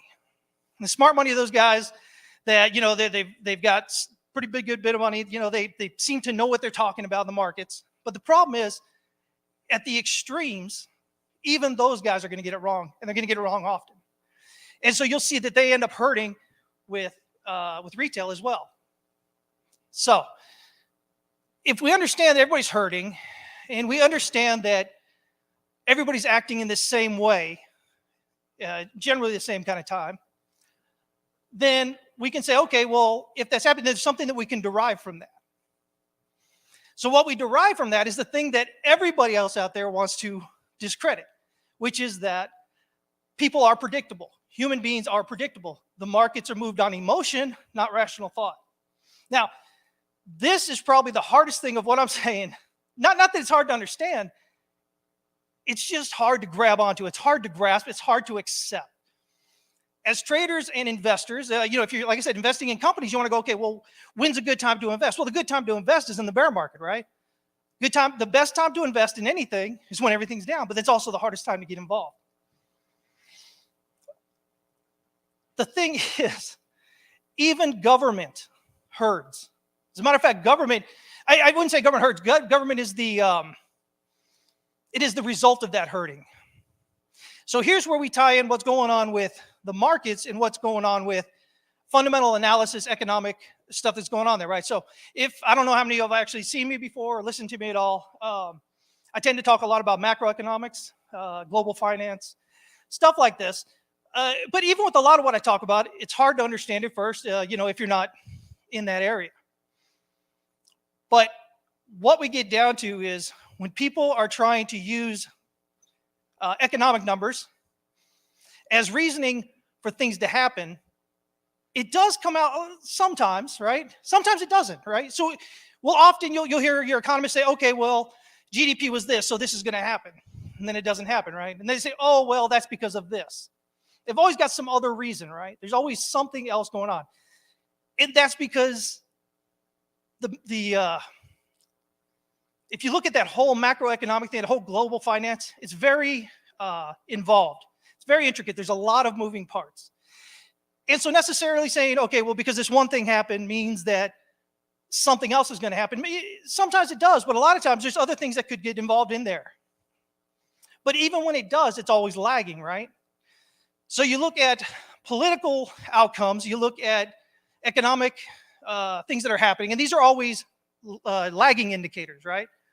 So if you're a trader, you might know about moving averages. Moving averages are lagging indicators, right? They tell you the average of a price over a period of time before that, right? It's the same idea with these other things that are going on. So we say, okay, well, if that's the case, then following them obviously is not going to be very beneficial, right? And we see that. We see that time after time. So what else is going on? So the way that we look at it is social mood. Social mood is basically the driving force behind why things happen, when they happen, stuff like that, right?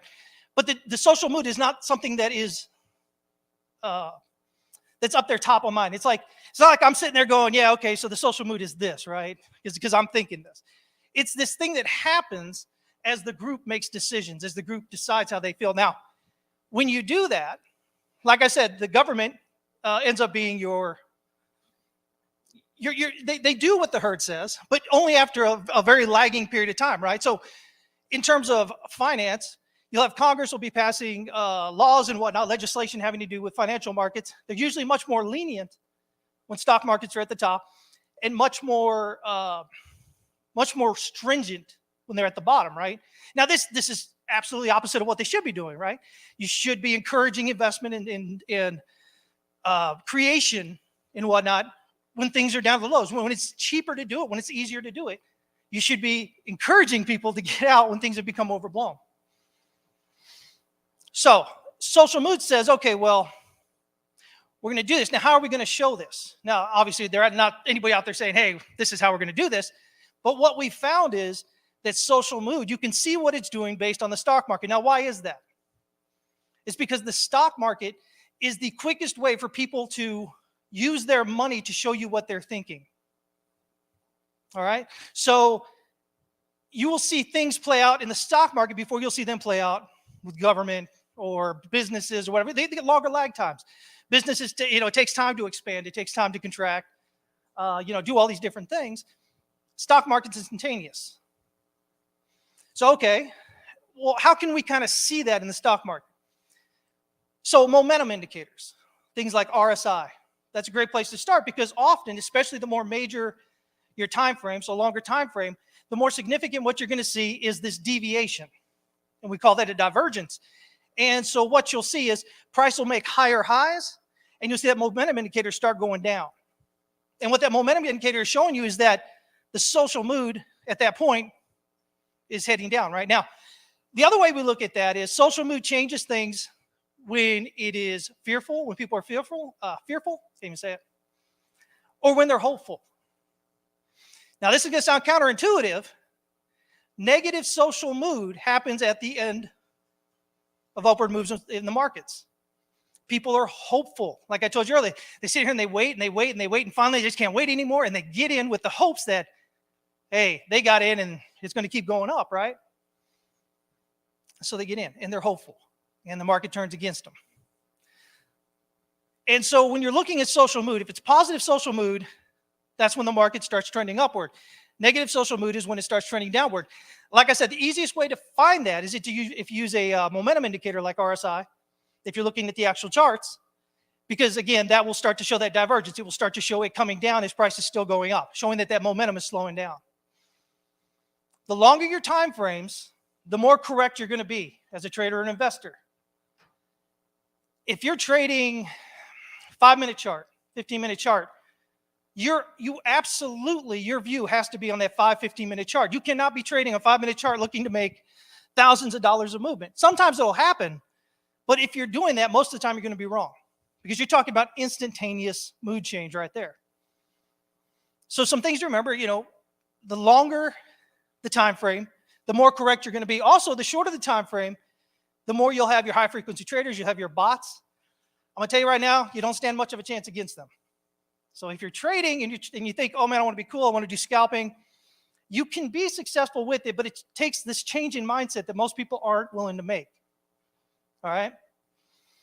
So that kind of goes out with everything when it comes to trading. When it comes to trading, you have to come in, especially if you're new, you're going to come in with preconceived notions of how things work and why. Because, maybe your dad told you, or maybe some guy on CNBC said something, right? And you're going to think, okay, well, they know what they're talking about. I'm unsure. If I'm unsure, I'm not going to take a lot of faith in what I'm doing. I'm going to listen to them.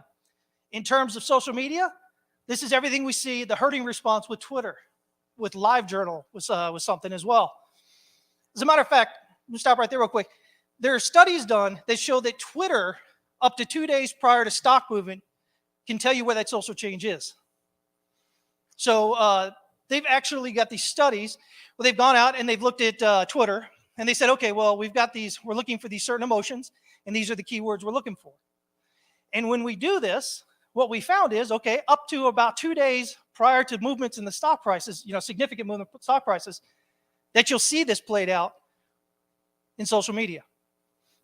And, if you're a new trader, or even somebody that's not consistently profitable, or if you're an investor looking to really try to make money, why else are we investing, right? The fact is, if you're investing, you're going to lose sometimes, just like trading, but you want to try and put those odds in your favor.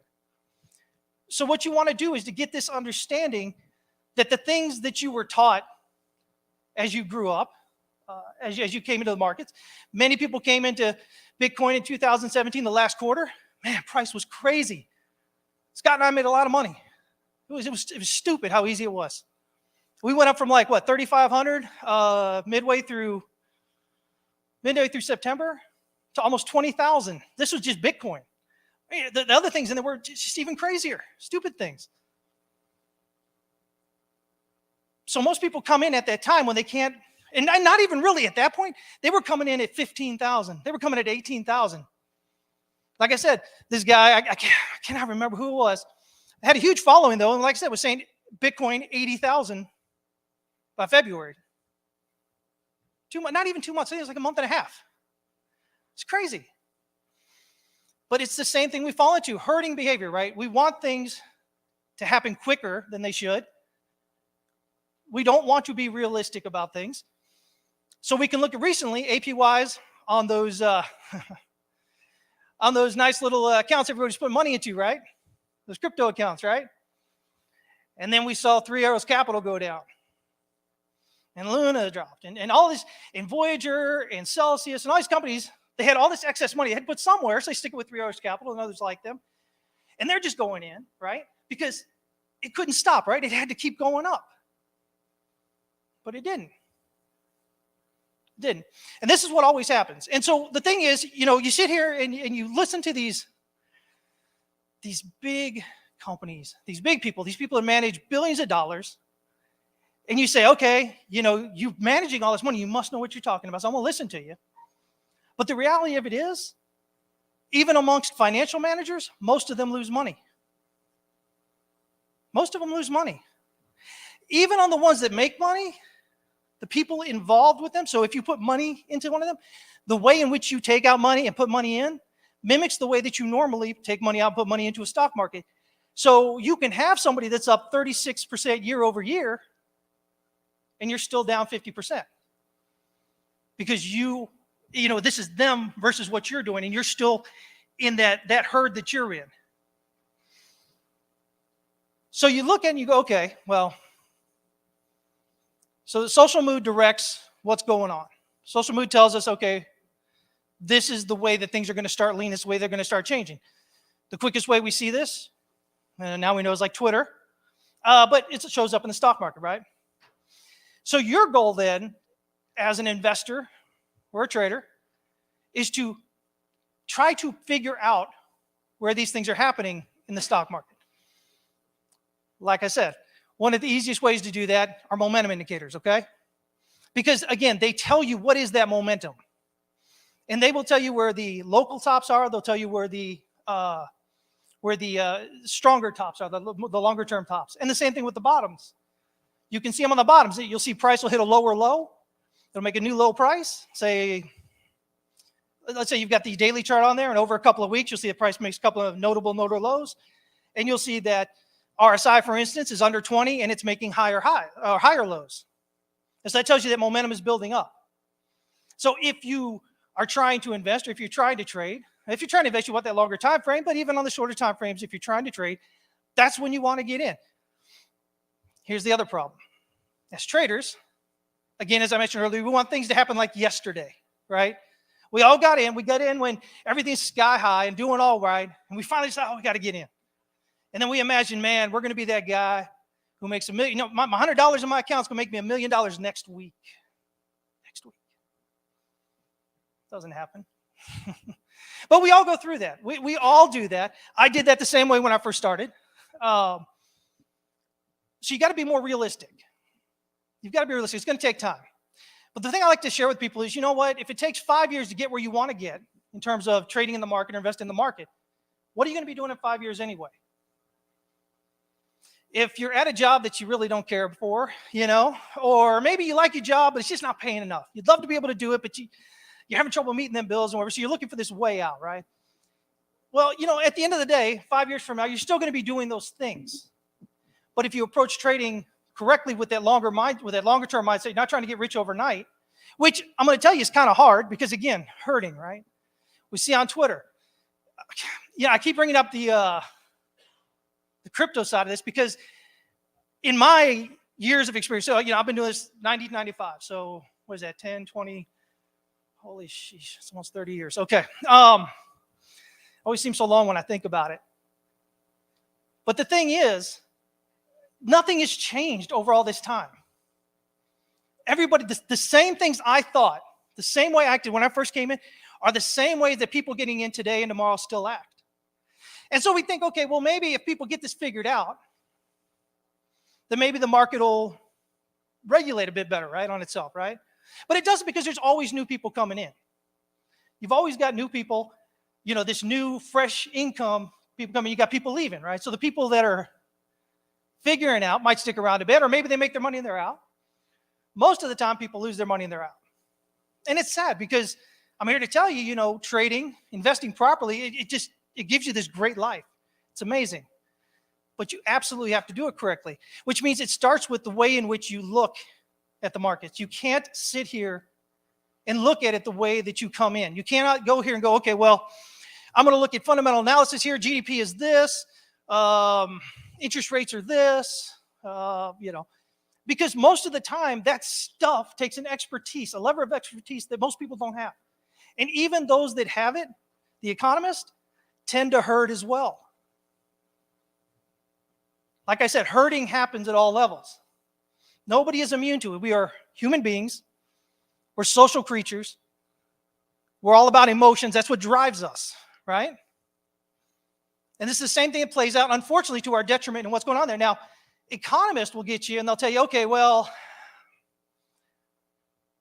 if prices are going up, then that's going to make people want to buy less of a thing, right? That's what we're taught.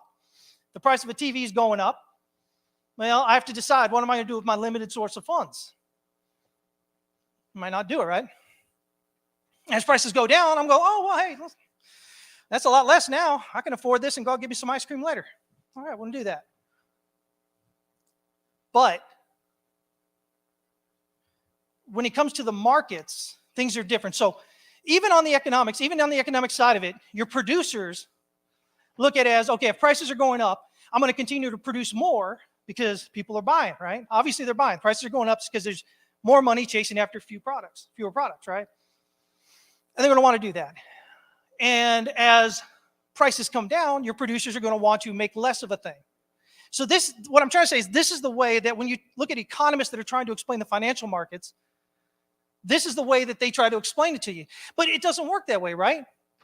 Because what do we know? We know that as the prices go up in the stock market, as you get to those points, those high points, everybody wants to get in. It can't possibly go down, right? It's never going to go down.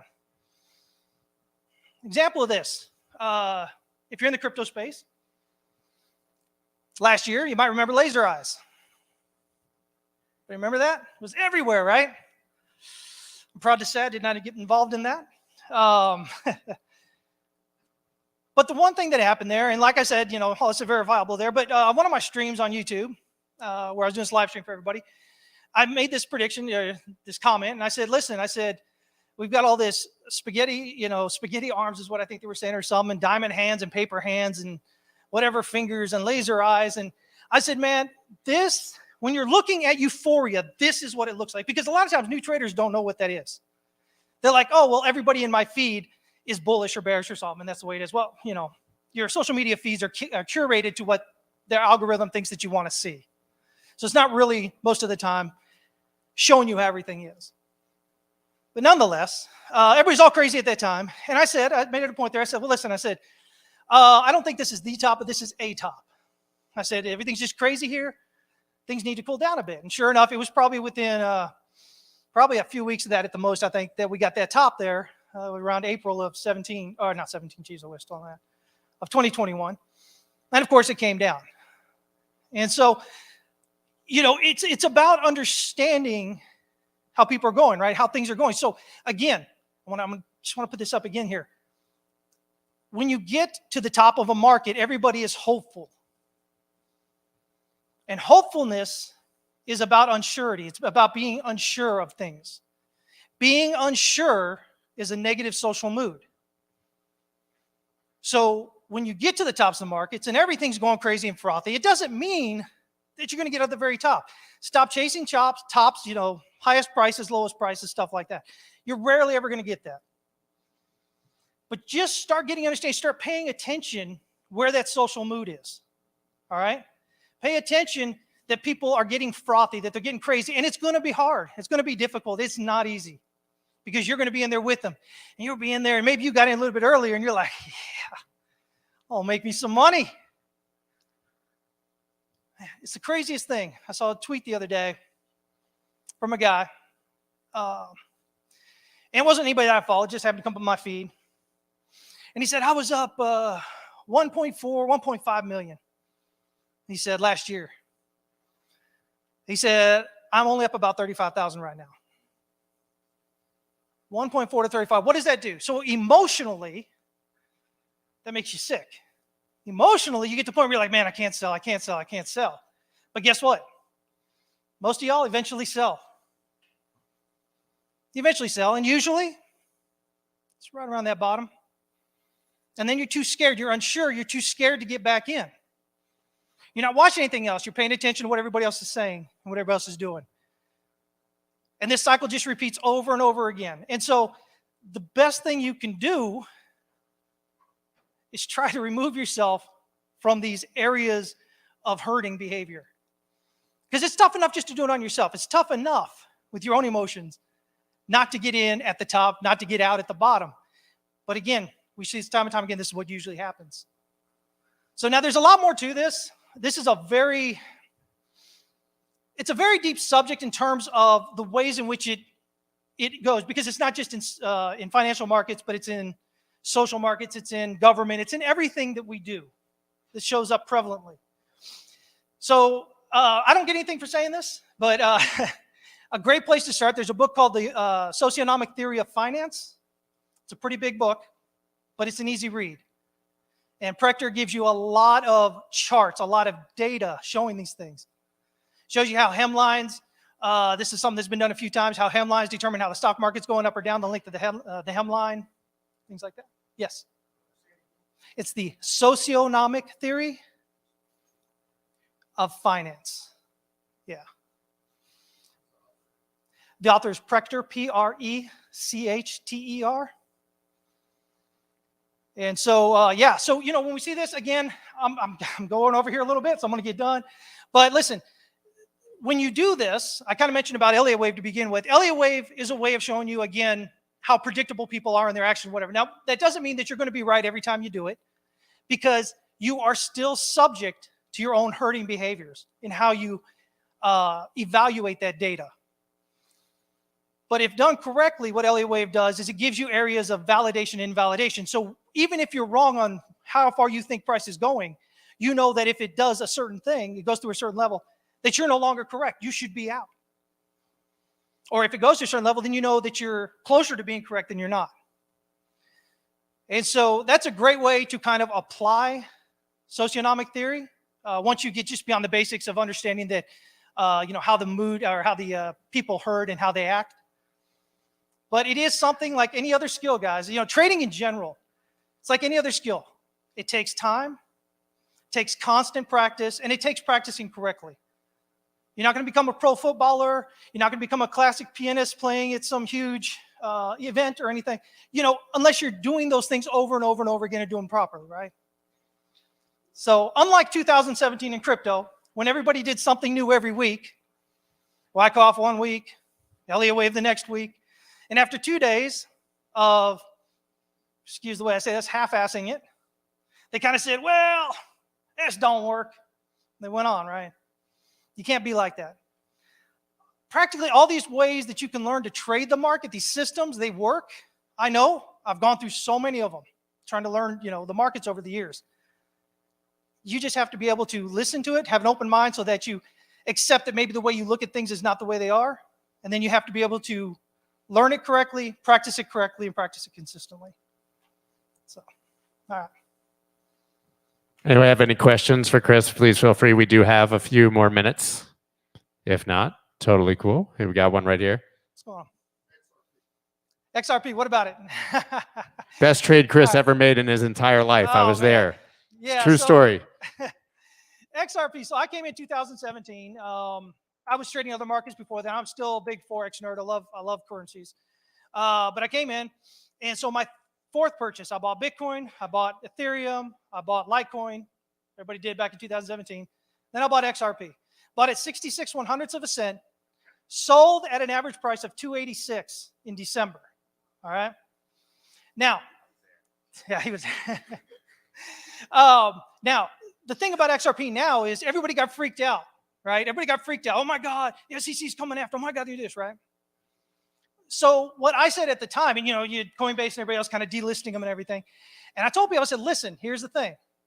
I said, this is huge. It involves a lot of people with a lot of money. Most likely the SEC is not going to shut them down or something, give them some kind of slap on the wrist, some kind of penalty, maybe change the way they're doing things a little bit. But they're not going to take that chance of hurting so many people, so much money. I said, and what's going to happen is y'all are freaking out and you're getting out now instead of potentially buy. You guys aren't going to buy at the bottom. I said, you're not. But I said, you watch, it's going to come out. It's going to be like it is. They're going to get a slap on the wrist or something. And then they'll come out fine. And then you'll be kicking yourself that you sold at a loss. Maybe you bought toward the top, you sold at a loss, or you didn't add to it down there at the bottom. And so, yeah, I think things are happening right now, pretty much what I was looking at. I think, I don't see anything terrible coming on them anytime soon. I think they'll be all right, ultimately. Sir. What kind of indicators are you looking at or using to predict the market turning back around? Okay, so for most of what I do, it's based on price action and volume. At my core, I'm a huge Wakaffian, and so this has to do with trading ranges and price action relationships. But I also use Elliott Wave, and and so that's basically where I go with it. That along with just years of being wrong. We all got to go through it. It takes that going through it. But yeah, other than that, I think if you can learn them together, one of the best combinations is RSI and Stoke RSI. And the best way I've ever explained that is your RSI is like your speedometer in your car. It tells you how fast you're going. Your Stoke RSI is like your RPM. It tells you how strong you're going in that particular, at that speed. And so, as you learn to watch these and you see how these things move over time, you'll notice correlations that happen with them that kind of really end up working really well. Yeah. Sure. What's your opinion on the correlation of bots potentially manipulating ETFs? Do you have an opinion about that? So again, I've been doing this since '95. So high frequency trading became a big thing, probably around, really started coming in 2002, 2004. Was huge in 10 to 12. It just kind of continued up since then. I don't think it's as big an issue as people make of it. I really don't. Again, the bots are good. They'll get you on them short time frames, but the longer your time frame, the more likely you're to be correct because, again, social mood tends to direct what's happening with things. And so if the social mood is happy and positive and whatever, they're going to put more money in the stock market, right? And so then the stock market becomes a leading or a leading indicator as far as what the events are going to happen, right? I don't think it's going to be as big as issue as what some people seem to make of it. But that's the way it is with most things, right? People tend to make really big issues out of things, especially at the beginnings. Just been here real quick. Did you still have a question?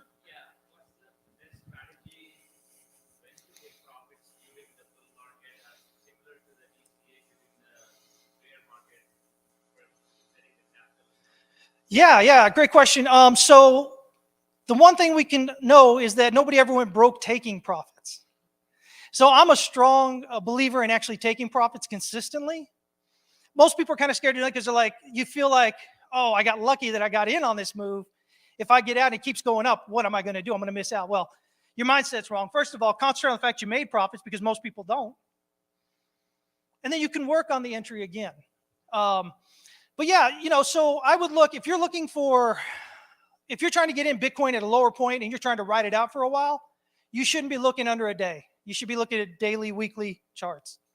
And you just go from that. Don't worry about your day-to-day fluctuations. Don't worry about your hourly fluctuations. A lot of people get caught up in that. Cause a lot of issues. Yeah.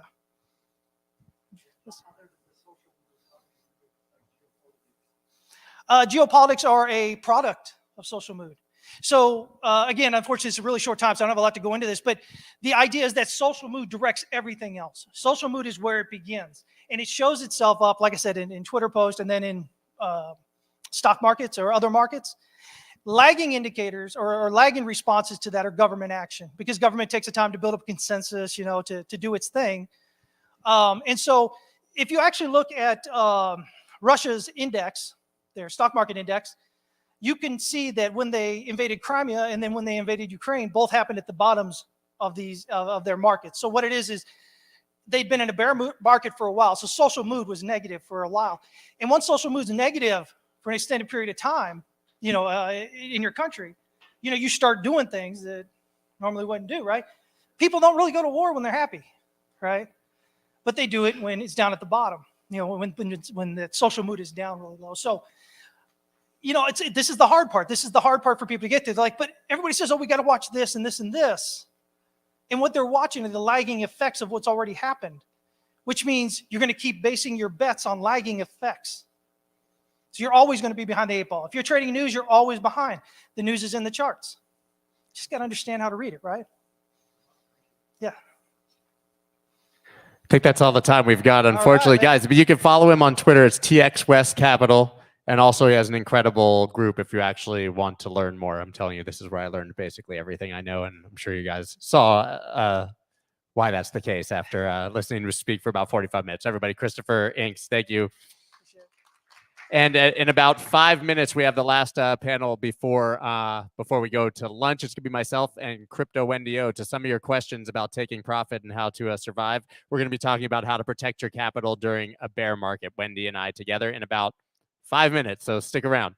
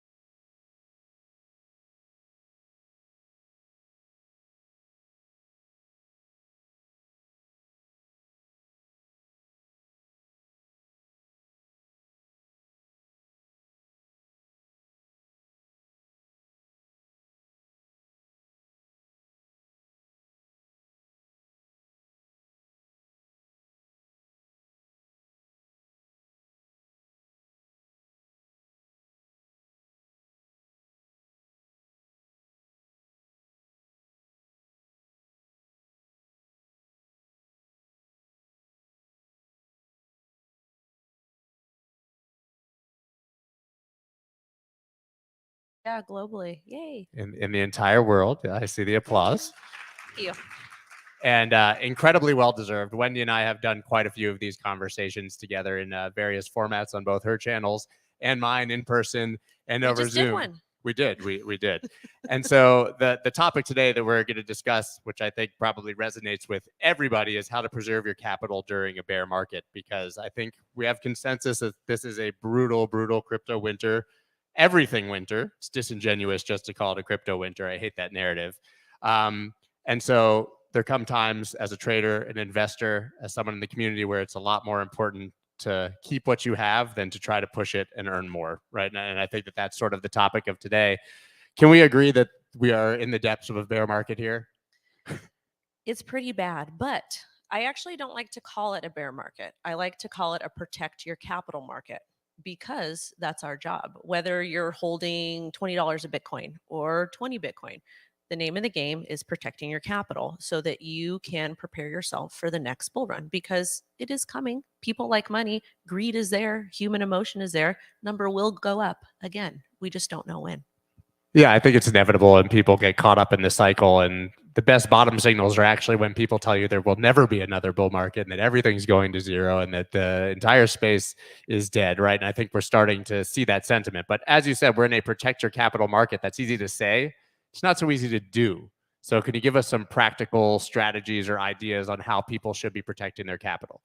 Well, probably the most obvious one, which many of us fail to do, myself included, I'm very, very guilty of this, is no action is action. And what does that mean? Well, it simply means you look at charts. I don't know about you. I spend a lot of time looking at charts, looking for a trade, but Way too much, considering I know I'm not going to take one right now. but if you look, we're like in 1,000, like I feel like every week, every weekly close, we turn into this new $1,000 consolidation range, and people are actively taking these trades. And I'm just taking a step back and I'm like, you know what?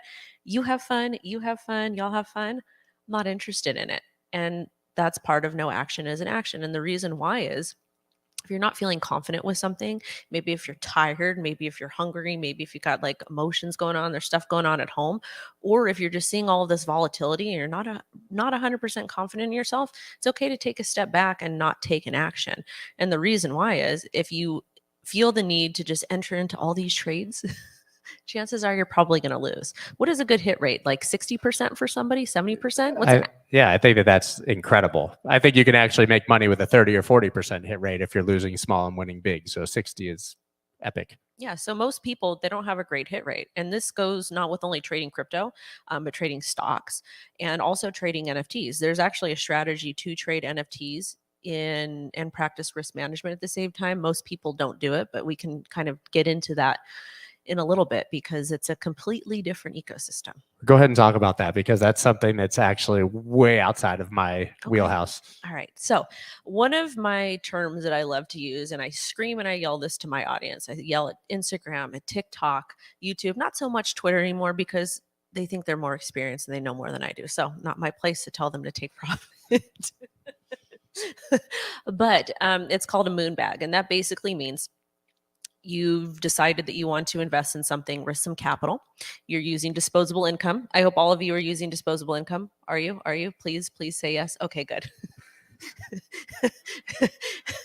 Please, because I feel like people that are not using disposable income, you become a lot more emotionally attached. But so let's say you decide to enter, you have a bullish trading plan, a bearish trading plan, investing plan, whatever it may be. So you buy an NFT, number goes up. You're like, oh my gosh.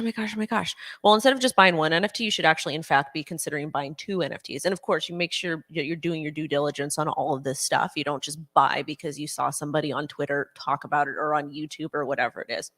But let's say you go ahead and you mint 2 NFTs, or you buy 2 NFTs, and you're feeling confident that you are going to have a successful trade and number is going to go up. Well, in fact, number does go up. So you're looking at your NFTs and you got to pick one that you like, because you can't really do fractionalized NFTs yet. You kind of can, but well, no, we're still a little bit early for that. But what happens is number goes up, then you can go ahead and sell one of your NFTs for profit. And hopefully it's enough to where the second NFT you purchase, it covers that entire purchase, plus your initial investment back, plus a little bit of profit. And I was able to do that with my mutant ape, which was absolutely amazing, super exciting. But then you have a moon bag of the NFT. Then you are able to belong to the community still. You're able to still own that NFT, and there's no risk associated with it. So if in fact it does become, the floor goes up to 100 ETH or 1,000 SOL or whatever it is, you have that particular asset that you can go ahead and sell at any given date or time and hopefully make money on it if you needed to.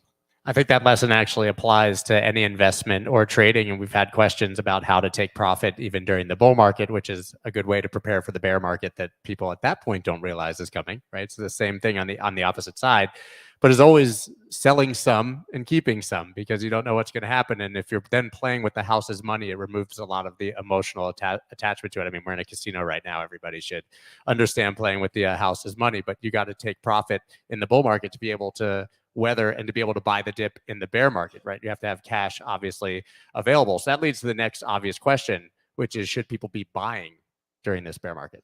So it depends. I don't necessarily think there's a bad time to buy Bitcoin because I feel like Bitcoin could potentially be a hedge against all of the insanity that we're seeing. With that being said, it's still a very volatile and risky asset. And it's like fundamentally, it's still kind of in beta because we haven't seen it really act as gold yet or a hedge against inflation. Because let's face it, Bitcoin is down about $40,000. We were trading at 69,000. We peaked. Now we're at about $20,000. So it's still pretty speculative. Anything has a possibility to go to zero. So please don't tell the Bitcoin maximalists I said this. Please don't let them come for me. I'm gonna have to mute that part. You're gonna have to mute that part. No, but you know, because we are talking about we're not really talking about fundamentals. We're talking about trading. We're talking about investing. So you want to plan for these types of things because you don't know. Like the U.S. government, especially the way that they're setting up regulation, they kind of want to ban Bitcoin mining because it takes up too much energy. So who knows what's going to happen? Moral of the story is right now, is it a good time to invest or not? I think Bitcoin at any given time, just as long as you understand the risk, yes. With altcoins, I would be a little bit more weary with that. And I get a lot of people that get upset with me. They're like, well, Wendy, this is the bottom. I'm going to buy. Everything's going to be good. That's fine. If you want to buy, fantastic. I personally think that we're going to nuke down to about $9,500, 10 grand, maybe between 10 and 12K. I'm very excited to catch that scam wick down. I'm going to be super excited for that because that means I don't have to work for another couple of years when the bull comes. But as far as altcoins go, if you like the project, if you've done your due diligence, etc., yeah, you can buy. Me personally, I am not interested in buying yet, but soon. Yeah, and I think that sort of crypto mentality and the way we approach this market is probably the way that investors should be approaching any market. For me, it's all about time frame, right? There's people who expect a get rich quick scheme and get very frustrated during the bear market because those opportunities aren't there. And then there's people like me who are buying Bitcoin. I joke, I'm not even buying Bitcoin for my retirement. I'm buying Bitcoin for my children's retirement, right? So I'm salivating at every price that exists in 2022 because I think it's 10 times cheaper than what the eventual price will be, and I'm willing to zoom out. But how do you talk to people about understanding low time preference or what time frame they should be looking at these charts are as investors versus traders? Because a lot of what we're saying is what you should do in the next year or 2 years, not what you should do in the next 10 or 20. Well, it depends. Like if we're just talking about Bitcoin, then you're going to be using a different strategy because I feel like Bitcoin will be around for quite some time. And I think that we will eventually see that $1 million Bitcoin that everybody's screaming about, but it's going to take some time. It's going to take a lot of time for price to appreciate to that if in fact it happens.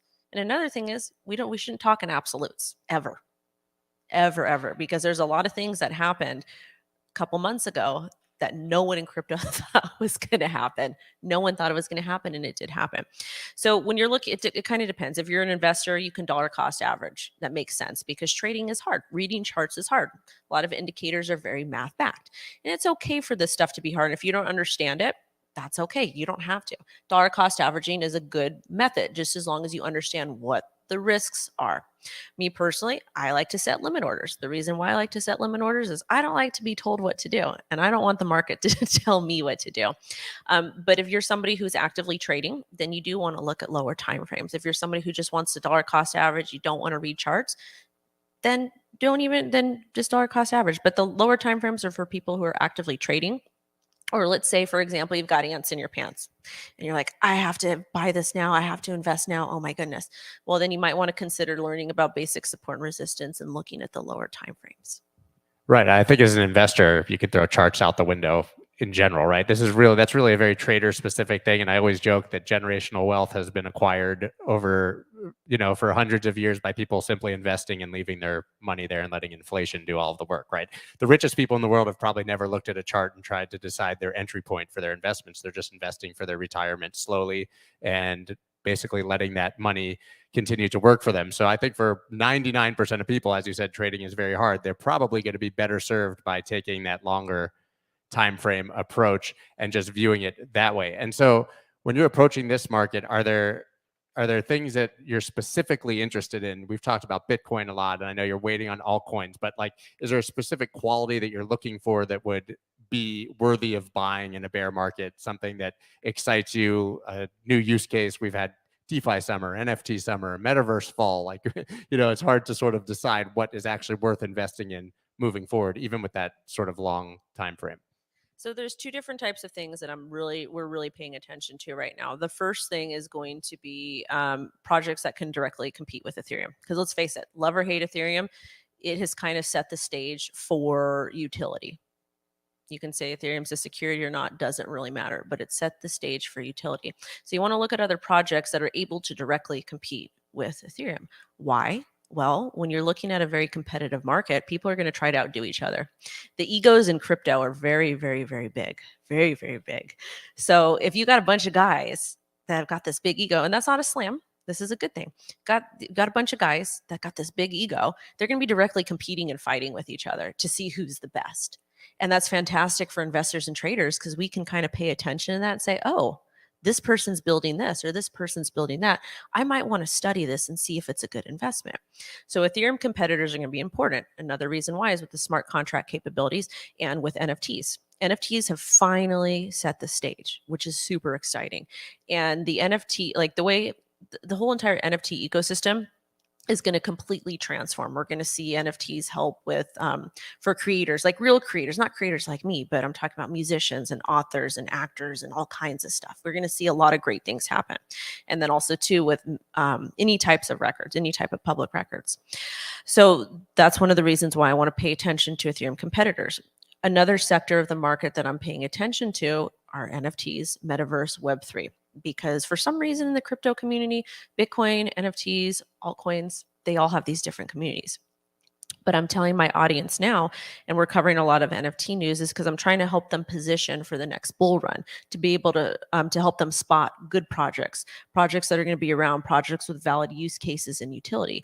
Because let's face it, the gaming industry is massive. Absolutely massive.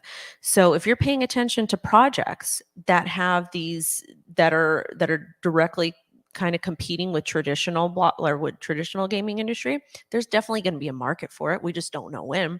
So if you're able to spot the stuff that has good utility, that's valid, then you're going to be a step ahead of everybody else. And that's just kind of like with DeFi summer that we had and with the NFT market, because I had no idea a lot of this stuff was going on. I was on vacation DeFi summer of 2020. It's like, what in the actual? So you weren't farming tacos and yams and right. You look back at all these things that we were super passionate about, and it's really tremendously embarrassing to be right in quite time frank. for Thanksgiving. But I do like to zoom in on something you just said, which aligns very much with my own feeling about how to invest this market, is that it's a full-time job to identify good projects and to do that diligence that you just talked about. Most people just aren't going to do that. But if you focus on Ethereum and the competitors, you're basically buying the infrastructure and the platform that it's all being built on. So you capture the upside without having to find that one specific NFT project or that one specific DeFi platform that wins. So I think that's an incredible strategy, is just to effectively spread your risk across the layer ones and wait and see which ones win, right? And then focus on platforms maybe that make them interoperable. Is that something that you're looking at as well? The buzzword interoperability. No, that is something that's going to be important. We're even seeing like a lot of these centralized blockchains talk about interoperability. And I believe, what was it? Was it the WEF that talked about it? The CBDCs, they're all, which makes no sense to me, but that's a story. That's another panel. That's for another panel. Tinfoil hat on. No, but that does make sense to go ahead and do that. And I'm just very excited to see what interoperability is going to look like, because all the cross-chain bridge stuff we have can be a little bit scary. Well, yeah, I think that it's clear that the bridges aren't working. Every single exploit and hack and issue that we've been having in the crypto space is really where these layer ones are trying to talk to one another and people are trying to move value between them. Clearly, there's a lot of things that still need to be fixed in the crypto space. I want to go back to something you were talking about, which is that you're a big fan of limit orders, because I don't know that that got enough attention. You sort of said it in passing, and that you have bids on Bitcoin all the way down. I think you said to 9,500, 10,000.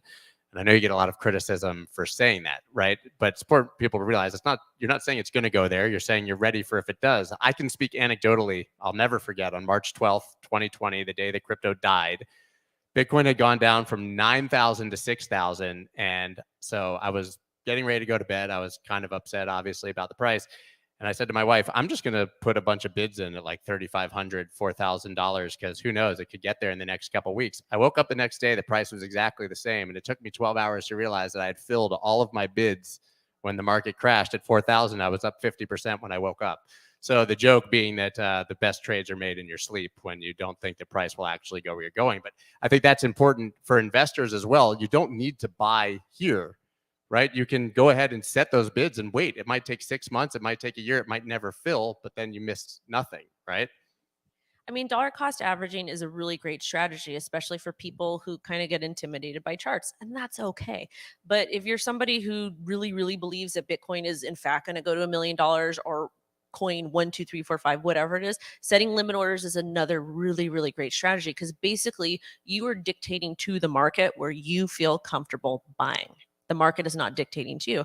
Anytime you place a DCA order, or anytime you place a market order, you are literally buying whatever the market is selling to you as. And also too, there's sometimes arbitrage opportunities and discrepancies between exchanges due to different types of liquidity and other things that can happen. And we have seen it time and time again.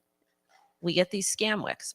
And I don't really like to use the term scam in crypto because they generalize everything as a scam. But basically what a scam wick is when you're looking at a chart and you see those really, really high wicks on those candles. And sometimes they're crazy, especially some of the lower time frames when there's a lot of volatility. But at the same time, the reason why you want to set limit orders at sometimes crazy prices is you can be dollar cost averaging on Bitcoin, like every Friday, $10, but and current price is like 19 to 20,000. But you're like, you know what? I want to go ahead and take another $20 or $100 and set a limit order, maybe around 10,000 or maybe around 15,000. And like Scott said, you might wake up in a week or two and that order might get hit and you might be up, or you were able to stack more sats at that price. So limit orders are a great, great tool. And if you don't know how to set them, just go ahead and set them every $1,000 all the way down to whatever. And you don't know, it might get hit. Yeah, that absolutely makes perfect sense. Now, this has been, I know we're running out of time, but this has been the worst year in history for the 60-40 portfolio, which is how most people have invested over time. And I think people are actually starting to wake up to the idea that crypto could be a part of that. But when you're talking to someone, a family member, maybe someone who doesn't quite get it, how much of their portfolio would you recommend they put in Bitcoin or crypto in general? It depends. And this is a question that I hate. So thank you for asking. You're welcome. No, but realistically, and I tell my audience too, they're like, how do I create a trading or investing plan? Blah, blah, blah. And I'm like, well, my wealth is different than your wealth. My debt is different than your debt. My capital is different than your capital. My disposable income is different than yours. It's either a lot higher or a lot less. So it's important for each individual person to figure out what works for them and why it's going to work for them. And that's why I'm really old school. And maybe it's because I'm super old, but I actually I manually write down my trading and investing plans. Like if I'm going to enter into a position, I manually write my stop, my entry, my exit, why I'm taking the trade, what I hope to get from it, etc. And because it kind of forces your mind to I feel like it forces your mind to hold you accountable instead of just typing. And it prevents you from making the same mistakes over and over again. Yeah, because you can go back and be like, smack yourself. Don't do that. But it really kind of depends on what your risk tolerance is, and it depends your age too, because some people have families, some people have, more obligations than others. A really great resource that I'm going to show to you guys is Investopedia. It was 100% free, 100% free. And it's got so much different information. And it has examples on how to do a lot of this stuff. If you spend 10 minutes a day researching or maybe reading something that you might not understand, it's going to put you a step ahead of the rest of the market, in my opinion. And then zooming in, I guess, let's say your crypto is 10% of your portfolio. Of that 10%, how would you generally recommend that people break it down, especially, moving forward and surviving this bear market? Well, it depends on risk tolerance again. So me personally, I have the most of my portfolio I'm in a lot of cash now because I was in stables and then, stuff hit the fan. But I've got quite a bit of cash on the sidelines now. But I do most of my portfolio, the long-term stuff is Ethereum, Bitcoin, and then then I've got, a little bit of a smaller sliver of different, Ethereum competitors, and then some of the more risky alts, and then very, very small part of my portfolio for like the degen stuff, which most of it's moon bags from DeFi summer of 2020. Yeah, it's all the leftovers, and that's what I was talking about, taking profit. I have 10% of like 1,000 different trades collecting dust somewhere, and one day one of those hopefully will continue up. Is there anything else before we go that I might have missed on any advice that you have for people for protecting their capital in this bear market? The only thing I'm going to ask you guys is please, please, please consider always taking profit. And if you're going to be trading in this particular market, understand that maybe actually a 1 to 3% gain in a day is going to be normal. And sometimes no action is action. I couldn't agree more, guys. Crypto NDO, you guys, please tell them where they can find you and your channel, because she is the most popular on the planet. Thank you so much. I am on YouTube, Twitter, TikTok, Instagram. I have my website, cryptowindio.com, and our free newsletter, Wendy's White Paper, 100% free. Highly recommend you guys subscribe. Everything is on the website, cryptowindio.com. Thank you so much, Scott. Awesome, everyone. Now you're allowed to go eat lunch. We give you permission to go eat, and we're going to be back, I believe, what is it, at 2:30, and I've got Mike McGlone from Bloomberg, head of commodities. It's going to be an incredible conversation if you're wondering how Bitcoin and crypto fit into the macro picture. He's my guy, so you guys definitely do not want to miss that. See you all soon. Thank you, Wendy. Thank you.